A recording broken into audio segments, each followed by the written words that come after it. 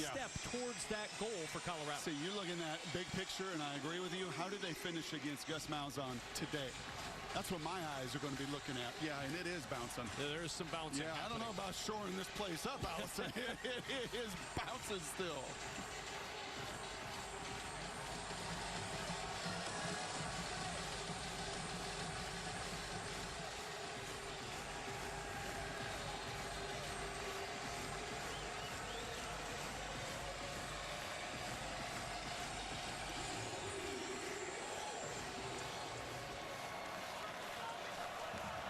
Student section's been working since early during Big Noon kickoff. They're ready for this delayed game as the kickoff goes through the end zone for the touchback, and that will bring the offense onto the field. UCF won the toss. They elected to defer, so here comes Shedeur Sanders. 67% pass. Frankly, it's too much. It's unsustainable to throw at that level. You saw more of a commitment to the run a week ago, both with Shedeur's legs and the running game. And this afternoon in this place, they're going to have to be more balanced. Don't kid yourself, though. Number 2 is going to have to put on a show, and he's going to have to spray it everywhere. But you'd like to see a little bit more complementary balance offensively than all of it falling on number 2. Can UCF get to the quarterback? Only 1 sack this year for the Knights defensively. Shedeur hit as he throws and dropped around Miller in the backfield. He's going to be dropped for a loss back near the 15-yard line. There's a flag down at the 21-yard line. A loss of 9, but we'll wait on the flag. That might be a chop block we're talking about.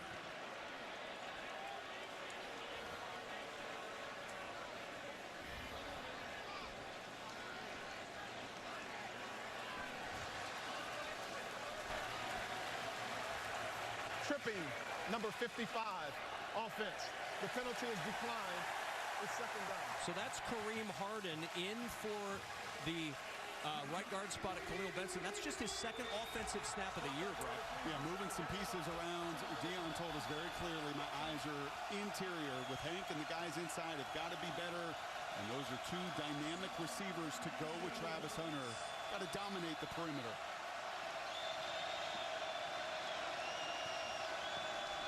Second and 19. This is Jimmy Horn Jr., and there is nowhere to go. Buried at the 15.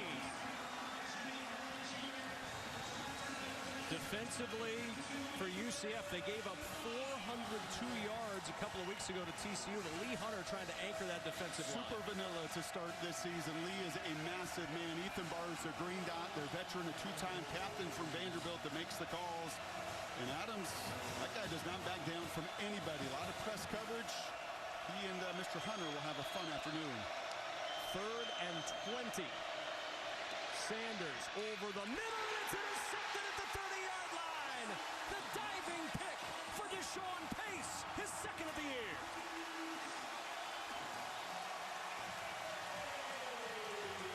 Kevin, that was 3 snaps that have been totally different than anything we have seen UCF do through 3 games.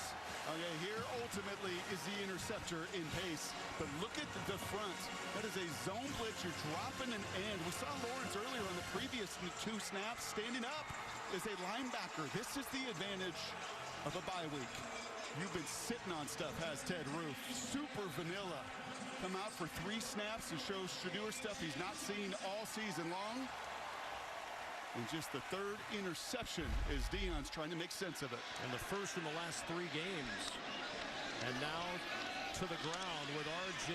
Harvey, and he is swallowed up. Samuel Okunlola, the Pitt transfer, a loss of 1 on the carry for Harvey. Here's K.J. Jefferson, the only player among active quarterbacks with 8,400 pass yards and over 2,000 rushing yards. The transfer from Arkansas was the preseason conference newcomer of the year here this year. And when you look at Gus Malzahn's systems through the years, they operate best when a quarterback likes to run it, as he does. 2nd and 11, and the handoff on the jet sweep to Xavier Townsend, and Townsend down to the 20-yard line, a yard shy of a UCF first down, and this UCF offense is doing it behind the big right tackle, Paul Rubel. Yeah, the German, 6'10". You don't see that much, 330 pounds, but they're active, they're conditioned, they move just like that. Horizontally, R.J. Harvey, a difference maker. Townsend will pull it, and down he goes. He's short. An early decision for Gus Malzahn and UCF on 4th down. Really nice job by B.J. Green. We saw it earlier with Okunlola on the first snap. That time on 3rd down, these two edges for Gus Malzahn have forced the issue and forced a decision. To me, that's a no-brainer. You absolutely go for it and you make a statement. Well, if you're the #1 rushing offense in the country and you've rushed for 62 first downs this year. And it is Harvey in that wildcat position. Motion across. Harvey fakes the handoff to the motion man. Harvey lost a shoe driving for first down yardage. He's going to get it. Look at that surge. We're in Central Florida, but the waves have come ashore in Orlando. A 5-yard gain and a first down. You know, one thing I love, they don't blow the whistle quite as quickly in college football as they do that level that you like to call. And we'll be doing so tomorrow, Kevin. They let the plays continue because the big fellas keep working. Look at the strength of RJ's legs, that balance and power, and then the big boys push for the first.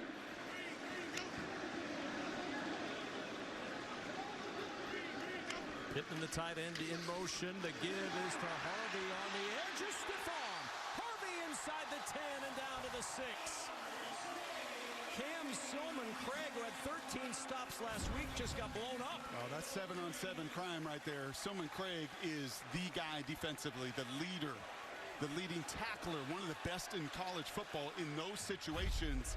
But that just shows you what I said about R.J. Harvey, the most underappreciated back in college football. Silman-Craig knows next time I got to take the legs, because if I go high, he's going to run right through me. Big 12's leading rusher getting a breather right now as Penny Boone is in, and Boone off the play fake the throw into the end zone, and it went right through the hands of Kobe Hudson. Hudson, normally so sure-handed, dropped a touchdown there. And that was on Travis Hunter, a little RPO. There's the defense down a few Buffaloes. We will get to that over the course of the day, but B.J. Green's going to have to be effective on the edge. Those two linebackers are going to play a lot. No Trevor Woods, the backup on this trip. Two veterans there. And then obviously Travis Hunter is the guy, though he just got beat inside on that RPO. And Silman-Craig is the straw that stirs the drink. Very thin at linebacker today for the Buffs. Keeper for the Wildcat Harvey, and he's going to have the first down to the 5. Amari McNeil on the tackle. 1st and goal, UCF. You know, one of the keys when you watch UCF and Gus Malzahn's run game over the years, Herb Hand is O-line coach, a great one, but he will be very active with his guards. Both Medley and Marshall are excellent in the pull game. If you don't puncture, if you don't get knockback and you allow those big men to pull around, they get a body on a body, and these running backs and the quarterback follow behind. Fake the toss. And down goes K.J. Jefferson. Chidozie Nwankwo, they're happy to get him back. He's been out since the Nebraska game with a shoulder injury. First one there. He is a powerful man, albeit 5'11" and 290 pounds. Hill Green also involved in that stop, but this is exactly the game. You could see the shoulder brace on the left arm, been battling that the last few weeks. This is the kind of matchup you have to have, a fire hydrant like him. Transfer from Houston. He was the first true freshman to start on Houston's D-line since Ed Oliver. Little broken play, some confusion, and Colorado takes advantage. Okunlola there to drop K.J. Jefferson. That was messed up from the start. Yeah, and based on the line, watch the whole offensive line go to the right here. Pretty good indicator that this play was supposed to go to the right. And I think Johnny Richardson just got his wires crossed up there with KJ. And the other tell right there, Cougs, is when the quarterback stands up and immediately looks at the running back. Pretty good sign that, man, you went the wrong way for me. He wasn't very subtle about it. Pittman in motion on 3rd and goal. Jefferson floats it in the end zone, and it's intercepted. Preston Hodge takes it away, his 2nd pick of the season, and Colorado turns the Knights away on 3rd and goal. Touchback, first down, Colorado. Timeout on the field. Last one in the end zone. Yeah, this is a really good job by Hodge, because you know this route. This is something he's competed against and practiced against on the other side. In every system down in the red zone, try to get your big receiver Whittemore to that back pylon. You could almost see Hodge run that route. He knew what was coming, and then with the throw that was low and inside, even more than knowing it, he finished it. Only the third interception of the year for Colorado. They'll take over at their own 20.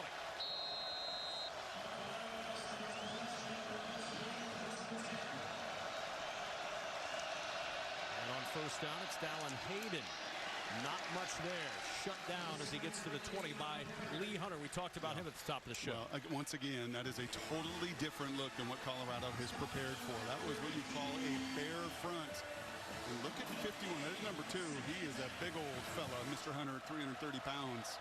But mixing and matching their fronts. Now a 3-down front. All this stuff they have not shown the first month of the season. Sanders finds an opening, and he finds Travis Hunter. First catch of the day, a pickup of 13 and a first down. And you know what he finds? Space. Watch this route.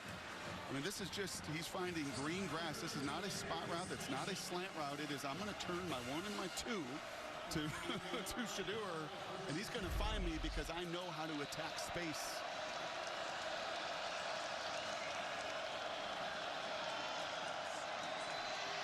Sanders to the sideline. That's Shepard with the catch.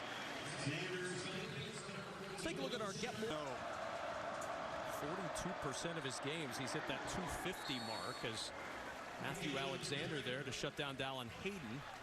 About a yard shy of the first down, 3rd and 1. That's a win for Colorado's run game. I mean, on the year, they average about 2.5 yards a carry. That is a positive play to create 3rd and 1. And on 3rd down, another hole for Hayden, and Hayden picks his way to the 46. They're happy to have him back. He's missed the last 2 games with an ankle sprain, but the Ohio State transfer gets a first down. Yeah, he was a stud out of Memphis, Tennessee, almost 4,000 rushing yards. Had some production there at Ohio State, but with all the guys coming and going, he had to find a new home. And he's got a little more bounce to his step coming off that ankle. We call those fresh legs. They'll use those fresh legs to try to bolster an anemic run game. Sanders to midfield, dropped immediately as Terrell Timmons by Ethan Barr, 4-yard pickup. You kind of get the sense on these tackles, don't you, Kevin, that these guys had a bye to get well. Speaking of fresh legs. Yes, and it makes a difference in playing off the crowd at home and just this entire environment. There has been quite a bit of ferocity with a number of these tackles. Little momentum, though, for the Colorado offense. They've gone 30 yards to midfield.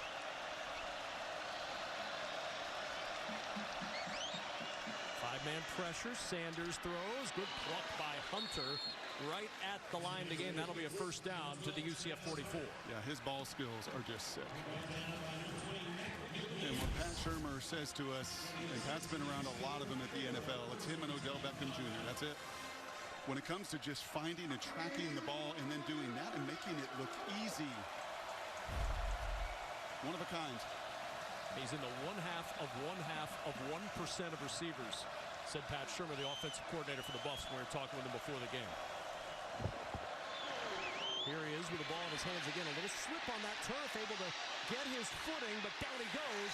Back in Colorado territory, Ladarius Tennyson knifing in to get the ankles at the 49. This is a super thin turf being down there yesterday. I mean, it is a putting green. A lot of rain fell for a couple hours before the game, and in particular, when you get on paint like that, painted it yesterday, you could see him lose his footing, and then like a bullet, Tennyson out of center field. That dude can flat out fly.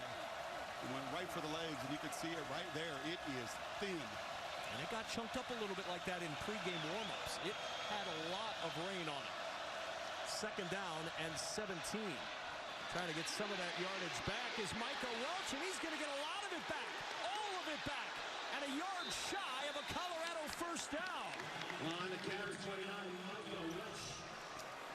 Just a body on a body. Look at the guys here. Is it perfect? No. Is the true freshman Seton fall over a little bit? Yes. But do you get a body? That's all it takes for these running backs. Just create a little movement. Find them a crease. And Welch with the biggest run yet of his young career in Colorado. 3rd down and 1.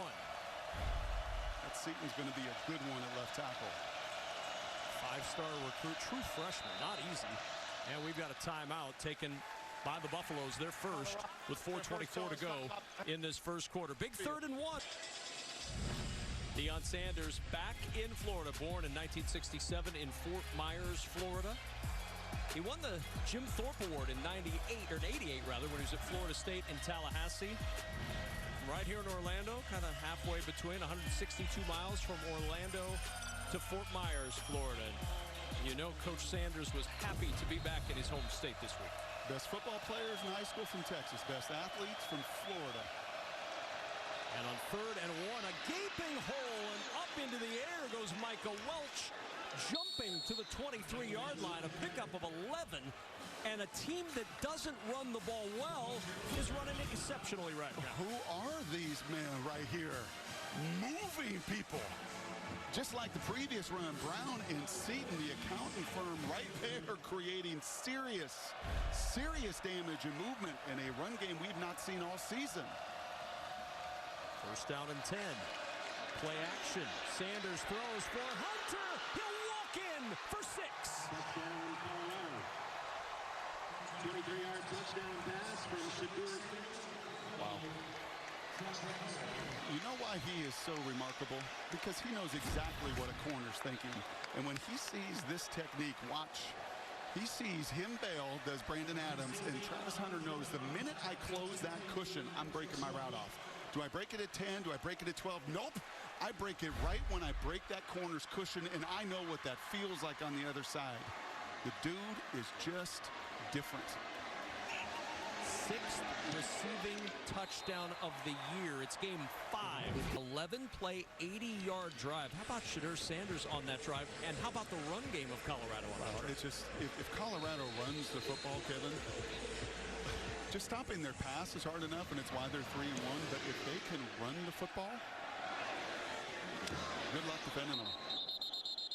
So a 7-0 advantage. Sanders celebrating on the sidelines, an early Colorado lead. Yeah, and I don't think that was pregame, right? Like, that was just now. No, Michael Irvin's over there on the sideline right now. I love it. Pretty good wide receiver group on that sidelines, not only with Travis Hunter currently, but T.O. and Michael Irvin. There's a little bit of a USC Pete Carroll. There is. The stars just kind of want to be around the other stars. I'm not putting them in that class yet. Don't kid yourself. Got a lot more winning to do, but the star power is out.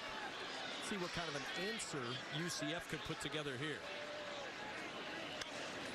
A.J. Jefferson fakes the run, floats it for his back. It's R.J. Harvey off to the races. Harvey trying to outrun Hunter. He'll do it.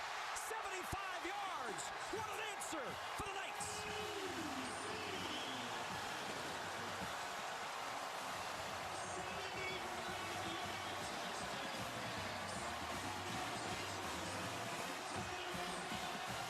Mentioned it early, Brock. The linebacker core is very thin today for Colorado. And this is a Colorado crew that loves to play man coverage. And it's great with Travis Hunter on a receiver. But it could be a challenge for a linebacker on a guy like Harvey that can't just run it. The dude can catch it. And that time, Bentley could not find him.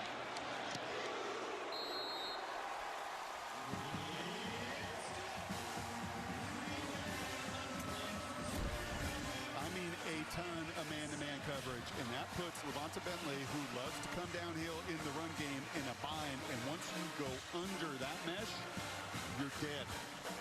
I mean, that is that old-fashioned kind of run a bunch of interference. You run people across his face, and instead of going over the top and keeping RJ in front of him, he tried to duck underneath it. And much like when linebackers duck under blocks in the run game, usually spells problems. And oh, by the way, look at Superman trying to chase him down. Almost got there, but just as we talked about at the top of the broadcast, a real contrast in styles. UCF, the throwing team, and Colorado, the rushing team. Don't go back and look at what we said at the top of the broadcast. Kevin, welcome to the Bounce House, and welcome to college football, where on any given weekend, you do not know what's going to happen.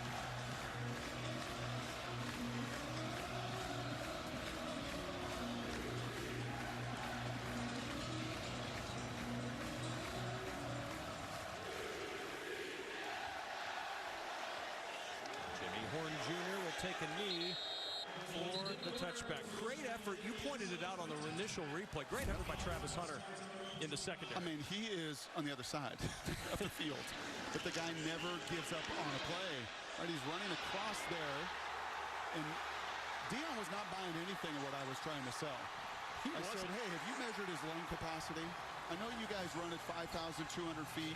I know the Olympic team trains out in Colorado, and Dion looked at me like, what are you talking about? He wouldn't even bite when you said, well, you know, I was on the stair stepper today, and I've got a lot more lung capacity. Easy. He wouldn't even bite on that. He just said Travis is built different, and he gives you that effort on every play, even if it is 140. Well, they were not ready to snap it. The play clock's hit 0 already. Delay of game, offense, 5-yard penalty, first down. Well, that is a tough look to have a delay of game off of a touchback. Yeah, I don't think Pat Shurmur likes that. Usually in the NFL, don't they do the little raise the roof? Yeah, they give you the raise the roof. Can I get a little reset of the play clock? Pat Shurmur, two-time NFL head coach, long-time NFL offensive coordinator. College game's a little bit different. We were talking to him the other day. Back to the ground game and into the arms of Ethan Barr goes Dallin Hayden.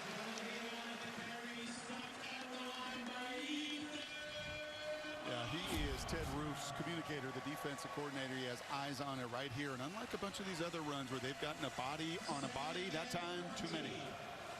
Just a numbers count that was not advantageous. And Mr. Barr, the two-time captain of Vandy and the captain here at UCF, doesn't miss many of those. 2nd and 14, a gain of 1. So there's Sanders to the air. There's Shepard with the catch, and Shepard out across the 35 with a Colorado first down. Well, there's another one. I mean, we haven't even talked about Wester or Horn Jr., but this one I said to you earlier, key to the game, is going to be playing out on the perimeter in space. Look at the cushion that Jackson has given him. And Shepard, all he did at Vandy was like being the top 5 of all their receiving records all time. He, too, can play.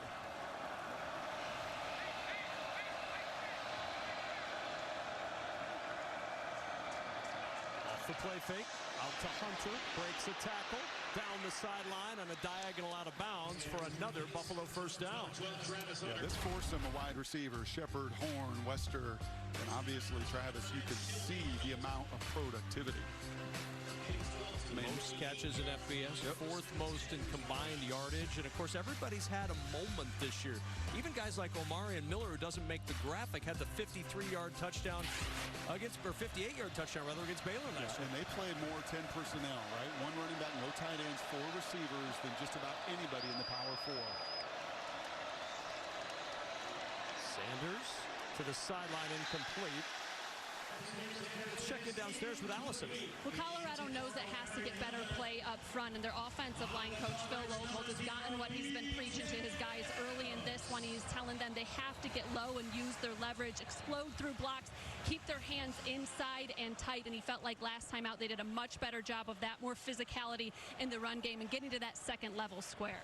I would say so far so good for this Buffalo offensive line. There's an injured UCF Knight in the secondary. It's Braden Marshall who is being tended to down on the field. And remember, it is hot and it is humid here in Florida today, so we'll keep an eye on all of these guys as they battle through these conditions. But that offensive line, Brock, when you look at having to replace Khalil Benson at right guard, they put in Kareem Harden, who had 1 offensive snap before today, and already their most productive rushing first quarter in a long time. And I like Phil Loadholt. Look at him. He looked like he could still play, wants to play, and he is what I would say confrontational with those guys. You know, it was a couple weeks ago, man, in Nebraska, it was embarrassing. And he pulled those guys there on the sidelines and just let them have it. There is more in the tank there. And that's where I asked Dion yesterday, where are your eyes? If I could see through those sunglasses, what are you looking at? He said, I don't even look at the perimeter. I know that game. My eyes are right in the interior, the offensive line, because if we're good there, it sets the table for the rest. Yeah, he said that really changed last year for him, where he started looking more interior than outside. Over the middle, high pass, good pluck by Horn, down the sideline, another Colorado first down. Yeah, if these guys catch the ball in space, huge advantage, Buffaloes. And have I mentioned the uniforms yet, by the way? You have not, but I know you were raving about them in the pregame. I think I said it to you about 10 times in pregame how tight and sweet these unis look, man. It looks like the 90s Buffaloes. I love the stripes on the pants. Racing stripes, and these guys can race on the perimeter. On 1st and 10, back to the air. We've got a flag down. This play stopped before it started. Prior to the ball being snapped, false start, number 77, offense, 5-yard penalty, first down. That's the freshman Jordan Seaton. And this pass offense for Colorado, 5th in the FBS, our key stat comparison against the UCF pass defense that struggled. Yeah, and really over 400 yards to TCU 2 weeks ago for that UCF defense. But Shedeur and Dion had to be licking their chops. Just knowing if we can kick this ball out to the perimeter, it is advantage Colorado. First down and 15. Handoff to Hayden. And Hayden not finding much there. Stacked up with a 47 right at the line of scrimmage. Yeah, I like the way that Pat Shermer phrased it. I never really heard a coordinator say it. He said in a fair fight, we've got to get yardage. And what he meant by that is when I got 5 linemen against 5 in the box, we've got to be able to move it. You know, and not just for 1 or 2. Like in a fair fight, we got to get 6 or 7. That time, not a fair fight. 6 defenders around the line of scrimmage. And it went for naught. But averaging over 5 yards a rush in the early going for Colorado. They'll take that. 2nd and 15 at the 47. Sanders breaks away from pressure. Sanders in some trouble. Hops away again, and Sanders throws this one away. He had heat from the moment he took the snap, but this is nothing new for Shedeur Sanders dealing with pressure. No, and it was from the right side, and we were watching this in warm-ups. This was a little bit of a challenge in warm-ups for the big old right tackle, Houston. His own guys were getting underneath his pads. When Allison just said about Phil Lodeholt, stay down, get down, that was the opposite of it. He showed his shoulder pads and got driven right into Shedeur. 3rd and 15 could be the final play of the quarter.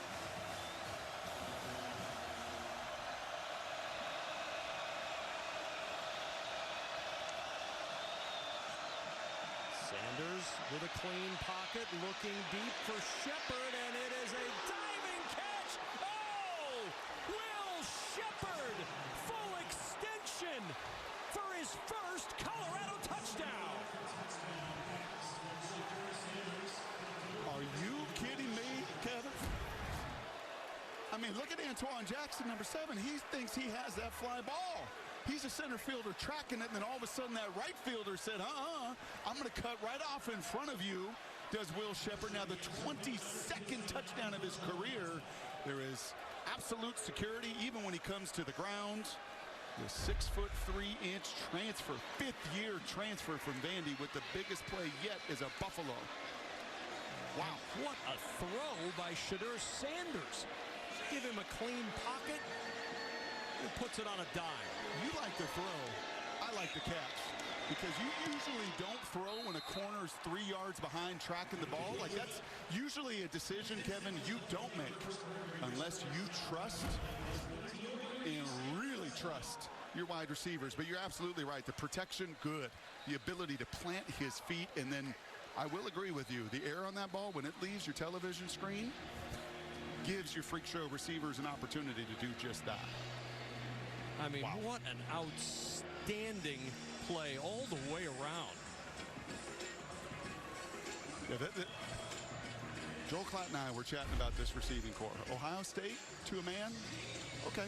Yeah, maybe more NFL first-rounders, second-rounders. But Will Shepard, Jimmy Horn Jr., LeJontay Wester, and old Travis Hunter, that 4, you could run out and play with anybody in the country. Well, it's been a big play first quarter, a 23-yard touchdown, a 75-yard touchdown, a 47-yard touchdown. We've got 3 quarters of this to go. I love college football. And a little bit of a crease out to the 25 and down there for Ladarius Tennison. There are such wild swings in this game. And there's going to be, I mean, this is just the first 15 minutes. It is going to be back and forth because there are absolutely advantages that Will Shepard and crew have. Gus Malzahn knows, and look at him trying to fire his crew up here. He knows there's places that they're going to get to pick on like they did on the previous drive. He's reminding them, look, we were down 28-7 in the third quarter the last time we were out here. This is nothing.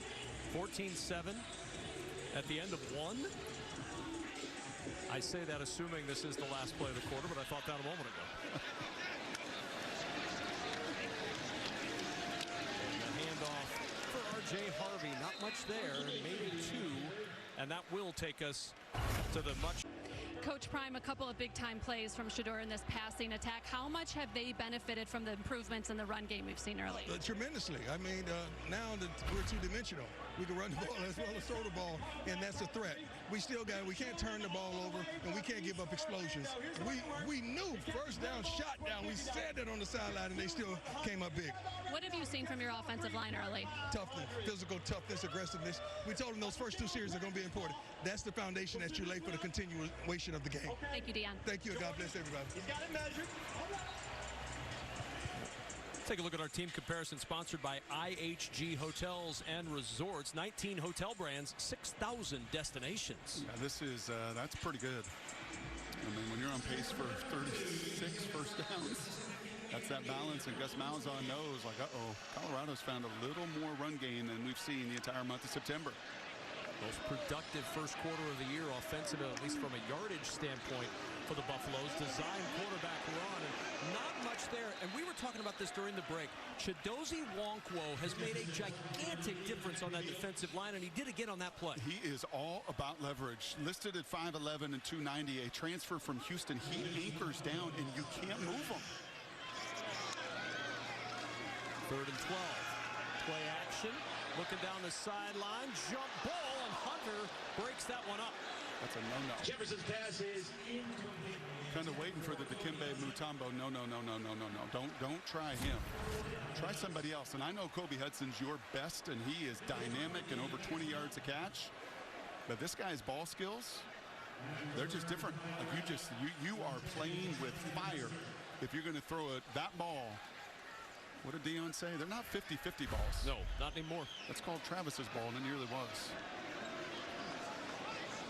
Lester, the deep man. McCarthy to punt it away for UCF. Lester blasted as he tried to field that one. It's going to be recovered by Colorado, but there's a flag down. A 39-yard punt. And Antoine Jackson blew that up a beat too early. I got beat on the post route touchdown, probably trying to make up for it, which is again a no-no.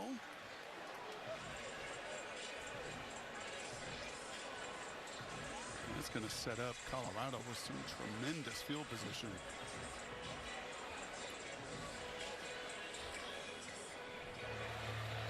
Kick catch interference. Number 7, kicking team. 15-yard penalty. First down, Colorado. You know what LeJohntay weighs? 167. He is not a big fella, but he's got a lot of courage to stand in there in moments like that. When you get the ball midfield, everything is open to you. You see Wester still out there. Oh, he's not going anywhere. He's a Florida boy. Like these Florida guys, the 17 of them that are back here getting a chance to play, hyped.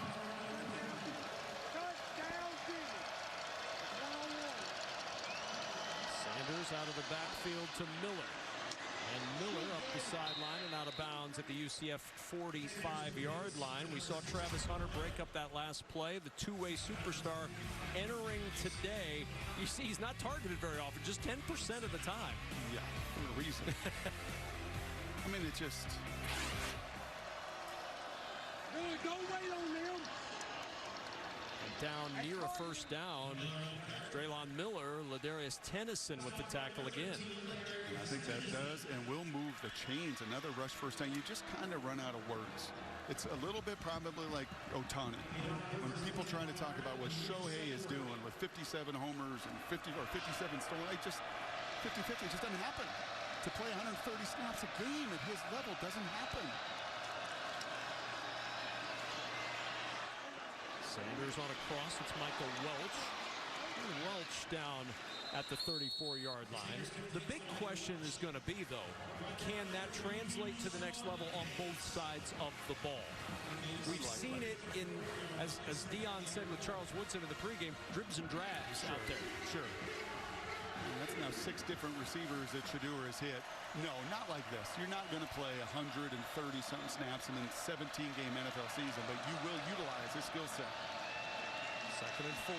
Welch picks his way forward, low to the ground. First down on the ground for Colorado to the 29, a pick up of 5.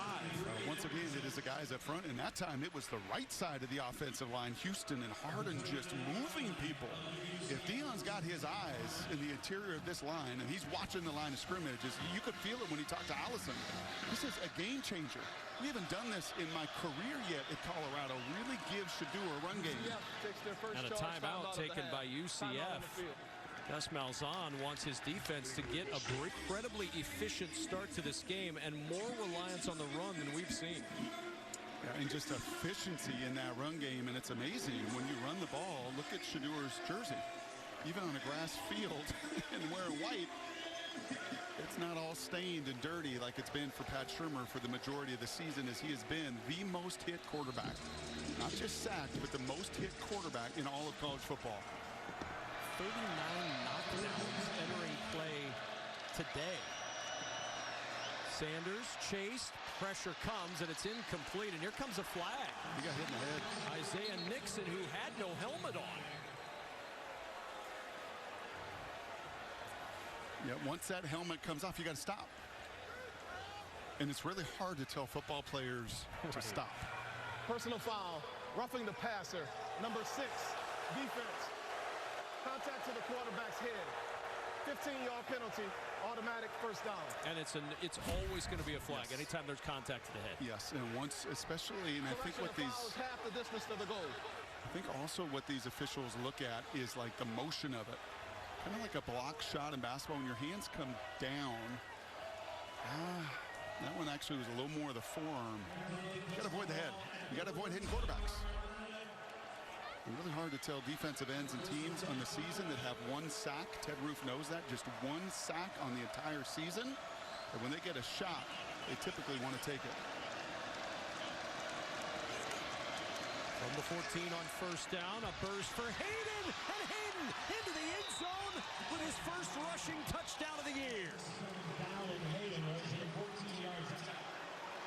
I have watched a lot of snaps of these Buffaloes the last few years, and you just have not seen this, right? This is counter action, and there is no penetration. The right side is moving people like a wave, and then the other side comes around. Savell Smalls helps seal it, and you've got a crease, and you've got a run game. Maybe it just took Dion coming back to Florida. But more than likely, it took a whole bunch of effort and work and commitment at the line of scrimmage to do something that Buffalo fans just have not seen in this tenure.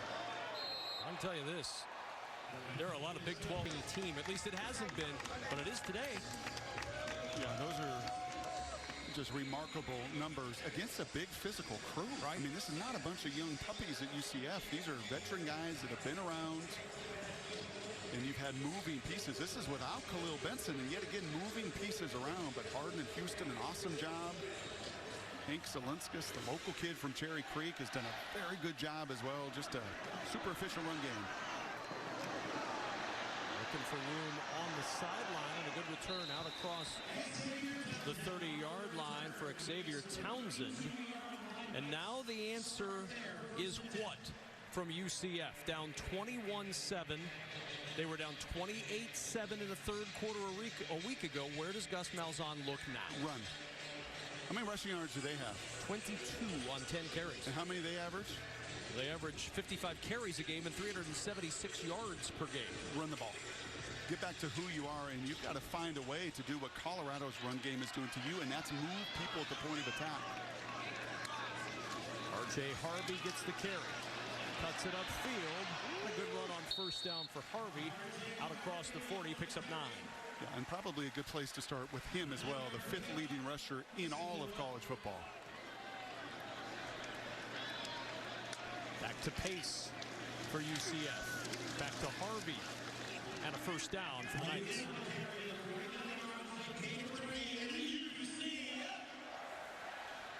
Gus Malzahn said he's going to go fast. They want the tempo. Now they can establish it with that run game, getting him a first down.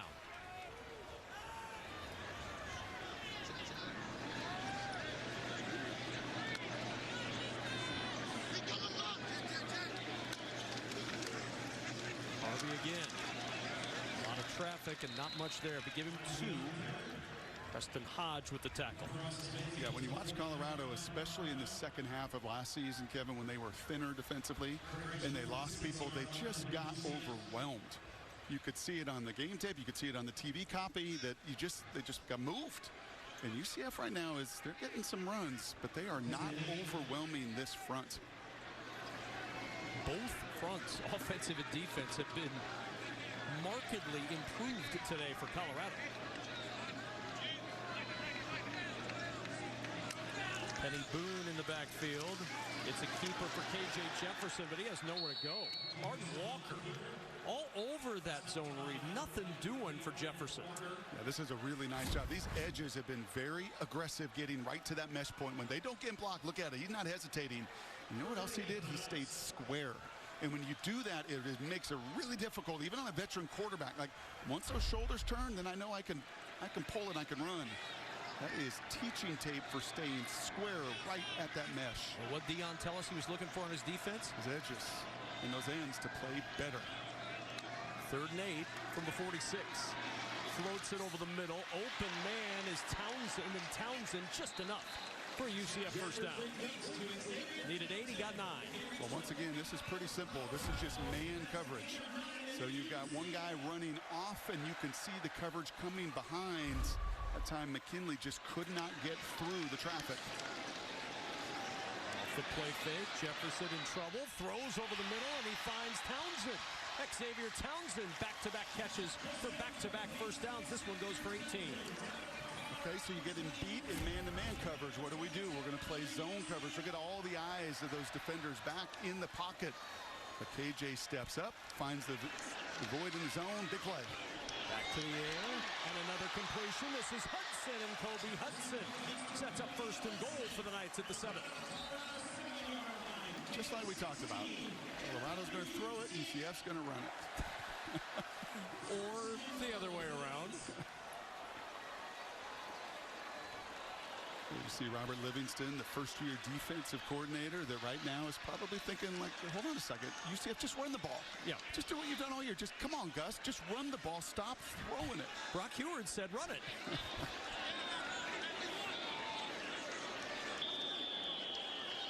And a timeout taken by the Knights. 8:47 to go in this second quarter. Good response brewing for played in this second quarter. 8:47 to go. Colorado just scored a moment ago, and UCF has marched down the field, setting up a response. Yeah, this has been R.J. Harvey's own 8 rushing touchdowns this year. Jefferson, pump. Jefferson to the goal line, barreling in for the touchdown.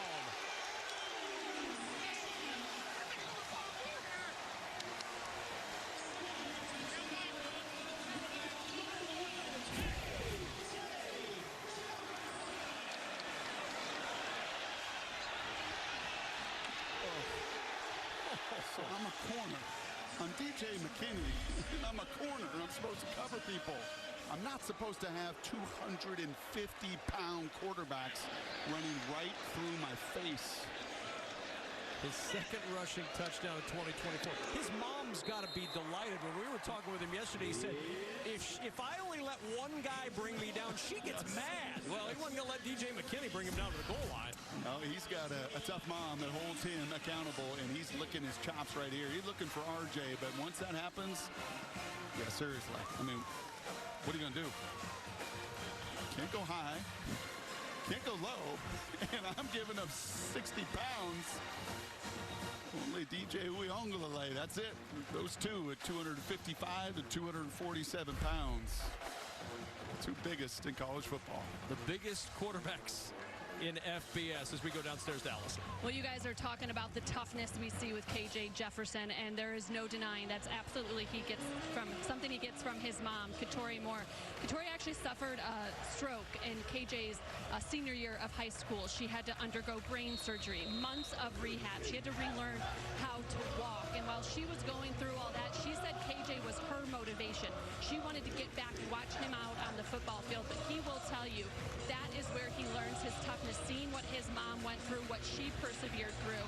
He has always been a tough guy. It's always been tough love for mom, and she definitely knows a thing or two about battling through adversity. That's awesome. I'll tell you what else it does is it ignites your teammates.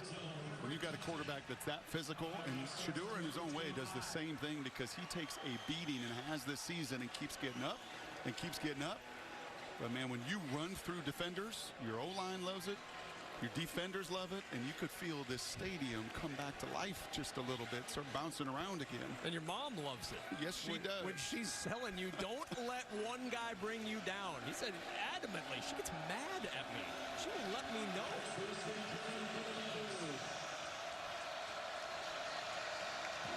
From the 25 on first down, Sanders over the middle finds his tight end. That's Savell Smalls, who gets a first down to the 35. Don't use him a lot, just 3 catches on the season. Former 5-star defensive end out of Washington State. Tried to find a home. DN last year, they flipped him over. He's getting a little more comfortable game by game at that tight end spot. Kennedy Catholic High School consensus 5-star. Everybody loved him coming out on the defensive side. On first down, that's Dallin Hayden, not much up the middle. Dallin Hayden on the carry. Nigel Kelly leading the way to shut down that run. So kind of curious here in this chess match with Ted Roof, who started very exotic earlier, mixing some different fronts, and now getting back to that 4-man front, 2 linebackers. And that can leave you, well, a little more vulnerable to the 400 yards you saw passing against you down in Fort Worth. So Colorado with that run game, as Dion was talking about, starting to burden and put that defense into a bind. Traylon Miller out of the backfield. Over the middle, wide open, LaJohntay Wester. And Wester weaves his way across the UCF 40-yard line. 22-yard pickup on the play for Wester. I don't know what this coverage is, but it's the wrong coverage when you leave that whole area wide open. So, I mean, there is nobody, look at that, within 5 or 6 yards of one of the more slippery slot receivers in America. First down from the 40. Sanders steps away from pressure, in trouble from the backside, and down it goes. They finally get to him. It's Nigel Kelly's 2nd sack of the year. They do. I think I'm going to put that one a little more on Shedeur. Right, you get pretty comfortable when you're not getting hit. You're getting the ball out. Yeah, there's a little bit of a rush against Jordan Seaton there. But he could have thrown that to the flat. He could have got rid of it. Trying to extend that play creates a negative play. Well, this has been a common sight since the start of 2023. Colorado, 73 sacks allowed. Only Old Dominion with 75 has allowed more over the last year plus. Sanders, pressure up the middle again. On the roll, gets square, throws it deep, incomplete. Good coverage downfield on LaJohntay Wester from Mac McWilliams. I have a sense at 3rd and 16, this place might get a little bouncy again. The bounce house bounced early, and then Colorado took the bounce out of the bounce house.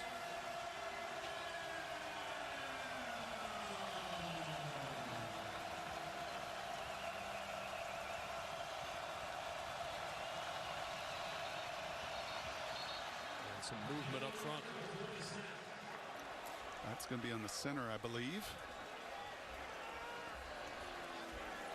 Thanks, Olinskas. Snap infraction. Number 58. Offense. 5-yard penalty. 3rd down. Yeah, right in the middle, you're going to see just a little flinch right here with the football. Right there. And when you flinch like that, you create movement. It's another self-inflicted negative. How many of them today have not stared down this down and distance? Well, 3 for 4 on 3rd down, but a 3rd and 21 is a different animal. Pressure up the middle. Sanders throws. It is caught, and then a big hit over the middle. Absolute stick level by Brian Threats after a pickup of 15.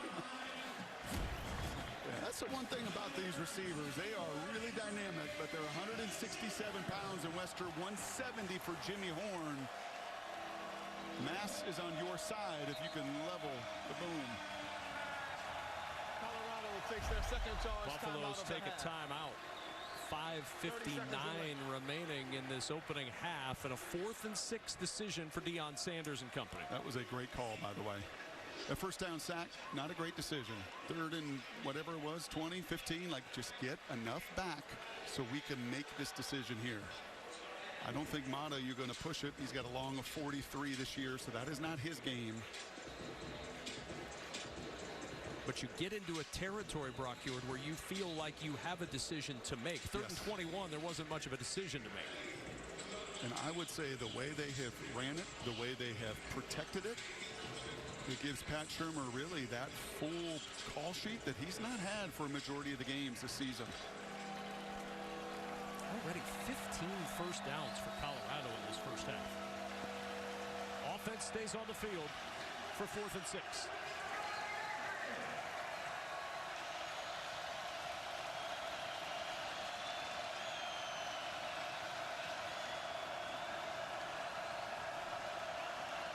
Here comes pressure. Sanders backpedals, waits for it. It's Wester. Won't get there. Quadric Miller. Good open field tackle, and the Knights turn the Buffaloes away on 4th down. Now, this is a really nice job because you're going to see the route here. It's just a shallow cross across the field, and it was Bullard having the awareness. That is a 5th-year senior that's got eyes in front of him and knows what's coming. Right, he didn't track the shallow cross the other side. He had eyes, he had awareness, and then he had the ability to finish. These little squirrely slot receivers that can go, Kevin. You mentioned it, 5th-year senior. That's one of the benefits of this UCF team. This is an old football team. There are a lot of 4th, 5th, 6th-year guys on the squad. Yeah, and I think that is why the guys in Vegas like their odds of competing in this Big 12 and to win it. First down to 10 at the 35. Harvey picks his way for 5 to the 40-yard line before Nakai Hillgreen can make the stop.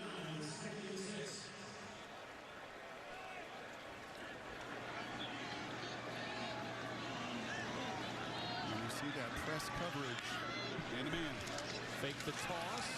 Not much there.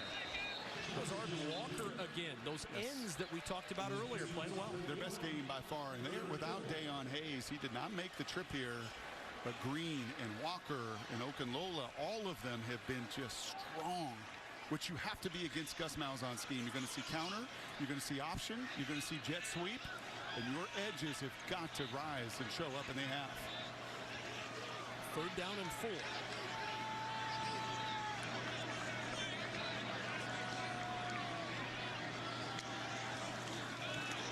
To the air, completion, tight end Randy Pittman struggles to midfield and gets the first down. I like this guy. He was a true freshman a season ago and got thrown right into the fire and started, and he's mostly a blocker because of this run game, but he shows you he's more than capable of moving the chains on 3rd down. Knights on the move at midfield.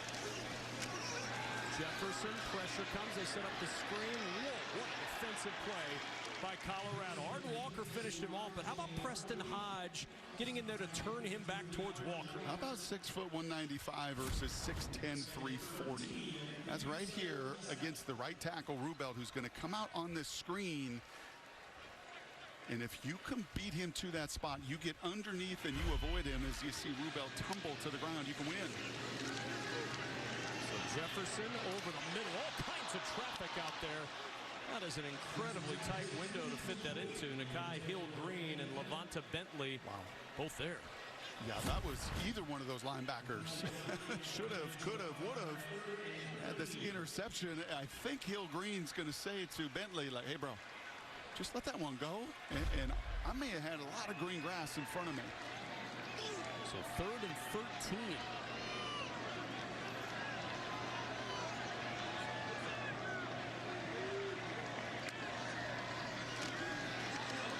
With time, floats it too far for Pittman again. Jefferson's pass is incomplete.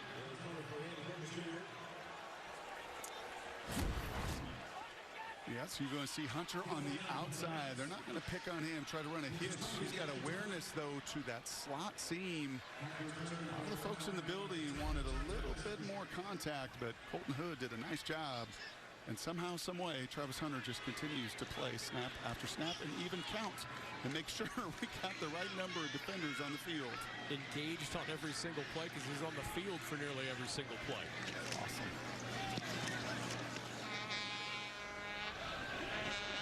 Fair catch at the 12. And the Buffaloes back to work at Shedeur Sanders. Good solid first half. Yeah, I just love this play. They want to try to disguise against Hunter, did not disguise very well. And the minute you get one-on-one coverage with his difference maker, Shedeur's going to find him. And then the trust later in the game to take the shot down the field. This is all, like, honestly, you're looking at this coverage and Antoine Jackson's playing off. You never saw Will Sheppard really close the cushion. So as a QB, I'm going to launch that thing 40-some feet in the air. And I'm going to believe that Will Sheppard can go make that contested catch. He trusts the people around him. They can feel it, right? They just know, like, hey, man, a lot of receivers will come back and say, give me a shot, give me a shot. Not to Shedeur. He will give them their opportunities to eat. First down and 10. Sanders, nobody open, going to run. And Sanders takes a big stick. Gets the first down, but Braden Marshall made him pay a steep price. What did Deion say when I asked him about Shedeur running? Said he was built for adversity. Yes, but he also said, I like completions. Yeah. More than 3 guys who are ready to tee off and unload on his son. Completions, remember? Yes. Completions, completions, completions. He completed that run, but he took a shot afterwards. Sanders deflected away. Nice play by Braden Marshall. The sophomore showing up a little bit for the night. Yeah, he's a very active nickel, and nice to see he went out earlier. It looked like cramps. Again, on a hot, humid day that saw rain and some lightning delay this thing by about an hour. And that's worth keeping an eye on for both sides. UCF is old. They are veteran. They are familiar with this. Colorado's got a lot of players from Florida and Georgia that have come home, but it still is a factor. Second down and 10. Blitz up the middle. Picked up. And a good short gain to Jimmy Horn Jr. Gets 4. It'll leave a 3rd and 6. Now, Horn's helmet comes off, so on this 3rd and 6, Horn has to leave the field for a play. That's a big weapon that's on the bench right now. Savell Smalls, the tight end, checks in for Horn.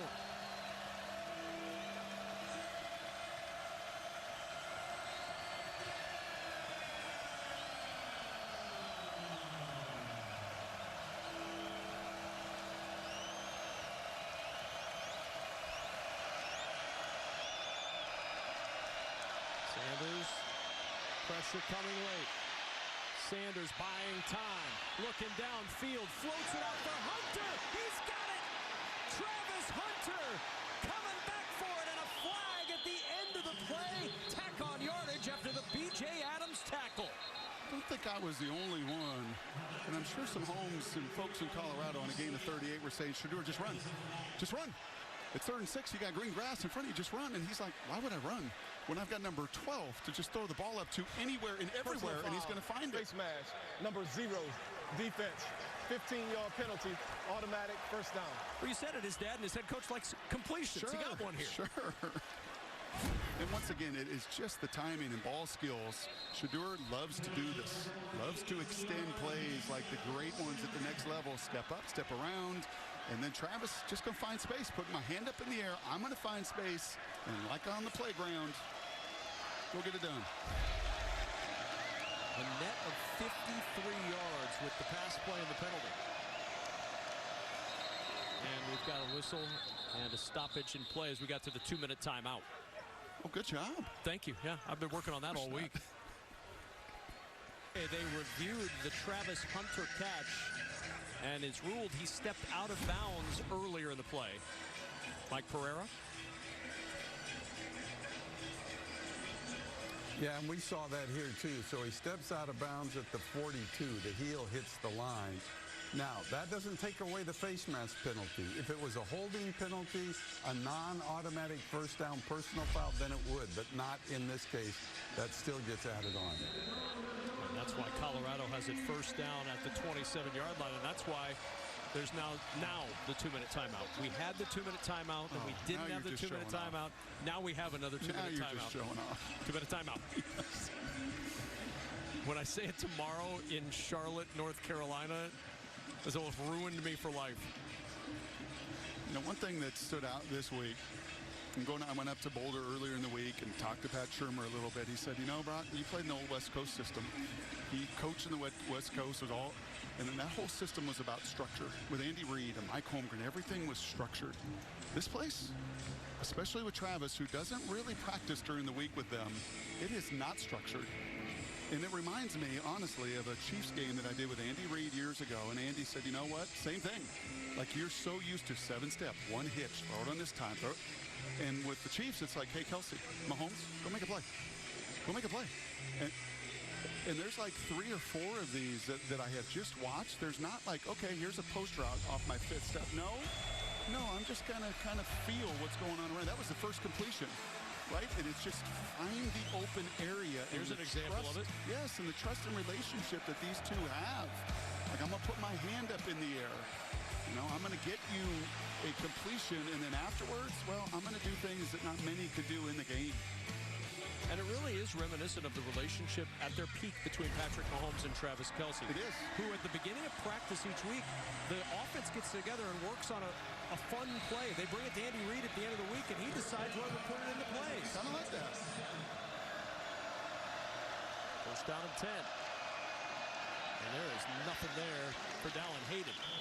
Good job up front, and then Ethan Barr coming in to help out. No, but it's going to take some time off the clock. And remember, UCF, just the one timeout. They will get the ball to begin the second half. So kind of some cool just game management here, too. Don't give too much time back to UCF and maybe an extra possession. Second and 10.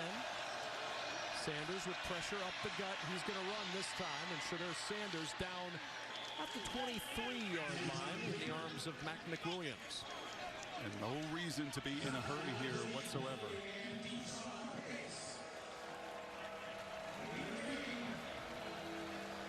Shermer talking with the helmet communication to Sanders. That cuts off at the 15-second mark on the play clock. And Hunter is going to be to the top of the field. We saw the touchdown earlier. If I'm Ted Roof, I am not leaving number 12 one-on-one.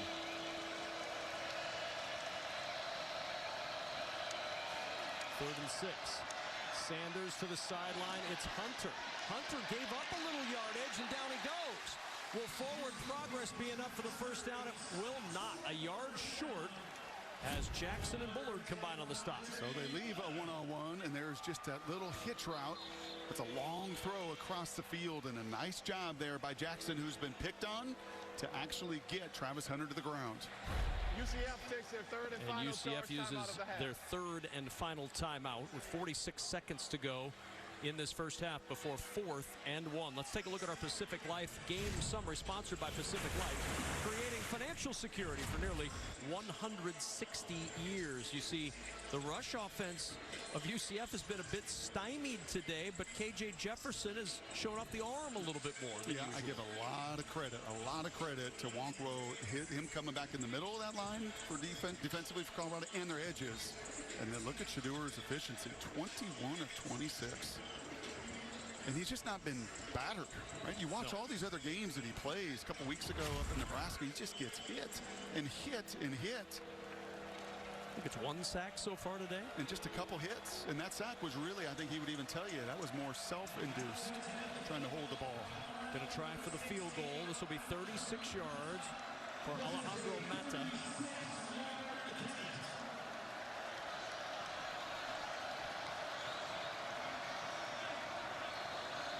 Buford, Georgia, originally a soccer player, became a U.S. citizen in May.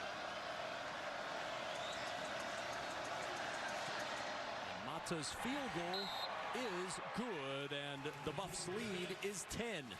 24-14. Colorado with a 10-point advantage, and UCF with no timeouts and 42 seconds if they want to try to put something together and double up.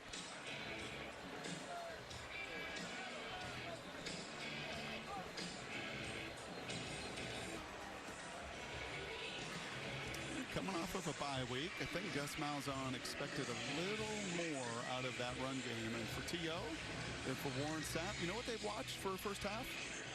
A complete game. Running it, throwing it, special teams, defending pretty well. Picked up at the goal line and trying to find running room. Won't even get to the 20-yard line. Xavier Townsend, KJ Jefferson in the offense going back to work. What have you seen in his first half, Brock? Well, I've seen a couple big plays. This was beautiful, and that was really well scripted to get a one-on-one there with RJ versus Bentley. But he's had to throw it more. Like the strength of his game, the strength of UCF and their team is going to be running it first and then shots after it. That was a beautiful touchdown running right through DJ McKinney as well. So he's been okay, but as a group, they would tell you, hey, man, our identity is us up front. Our identity is running at you, and 47 yards in the first half as a team, even though he's thrown it well, that's not good enough.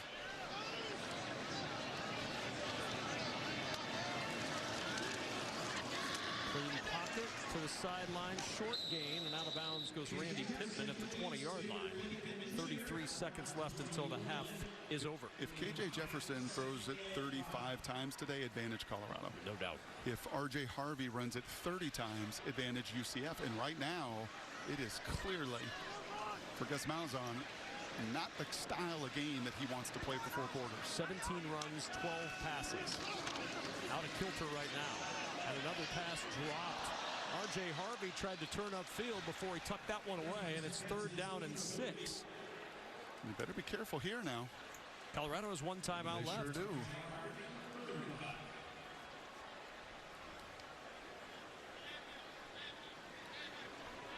Yeah, this bounce house goes from one extreme to the other very quickly. Have you noticed that? It is lacking in bounce right now. Pressure comes. In trouble. Down he goes. Tajay McCoy, the first to get to KJ Jefferson.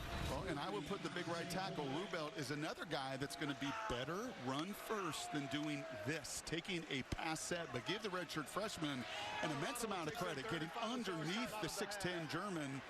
And for McCoy, celebrate that, man. Your first, the redshirt freshman, your first sack of your career.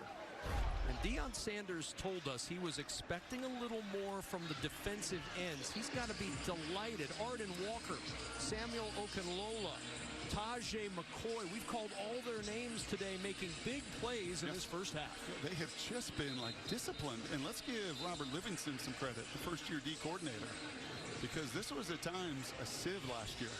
Right, that first half in Nebraska, in fact, was pretty frightening if you're a Colorado fan. But it kind of turned then, Kevin. That second half, that defense showed up. They kind of buckled down. They buckled their chin strap, and they played a whole lot better. And from that moment on, we're getting less than 350 yards a game the last 3 weeks for Deion Sanders. This is the kind of team ball that he's been waiting to see. Remember, they held Baylor to 7 points in the final 34 minutes. And that was a high-scoring game, but a little misleading. From the 38. Horn reversing his field. Look out. Jimmy Horn Jr. sets up Colorado for an opportunity to put points on the board before halftime. I think he was moving so fast that ball almost couldn't keep up. And there it is, once again, that explosiveness, that play in the perimeter out in space as he tries to switch hands right there. And then I think he also looked up at that clock and went, man, I keep running. We may run out of time. 8 seconds here. And you need about 10 more. For Mata, you got that timeout. And how big would 3 more points of add-on be? No timeout. They used that one to get the punt. There you go. So no timeouts. But if they get a first down, the clock will stop. Going to have to do it quickly, though, if you want to have a chance to spike the football. Very fast. Where's 12? 12 is going to be at the top of your screen.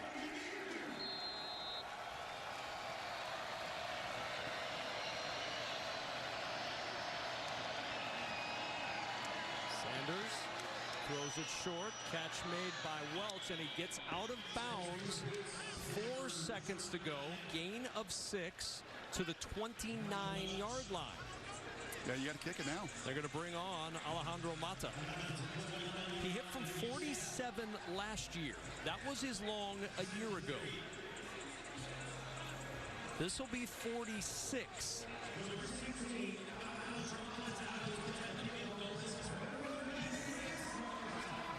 So from 46, a chance to steal 3 free points before halftime.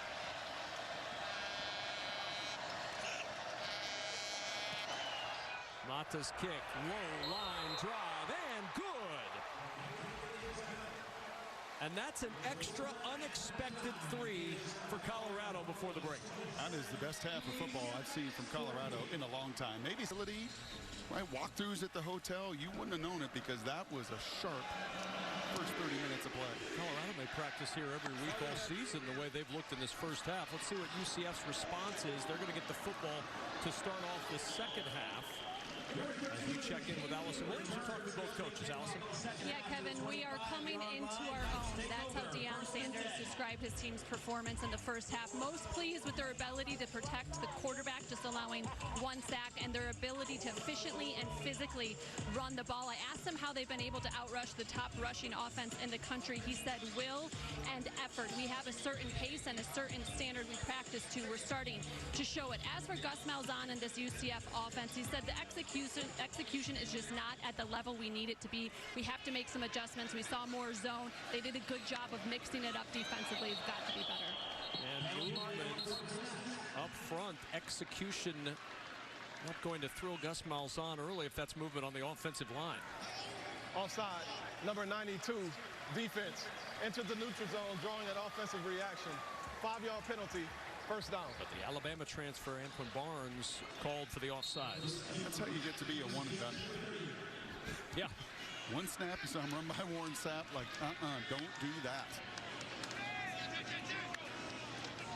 And the handoff to the motion man, that's Richardson. Makes a nice move, and out to the 40-yard line goes Johnny Richardson. I said to you at halftime there, Kevin, like the adjustment for UCF has to be to get this ball to the perimeter. The ends have just been pinching everything from Colorado. Got to get it outside.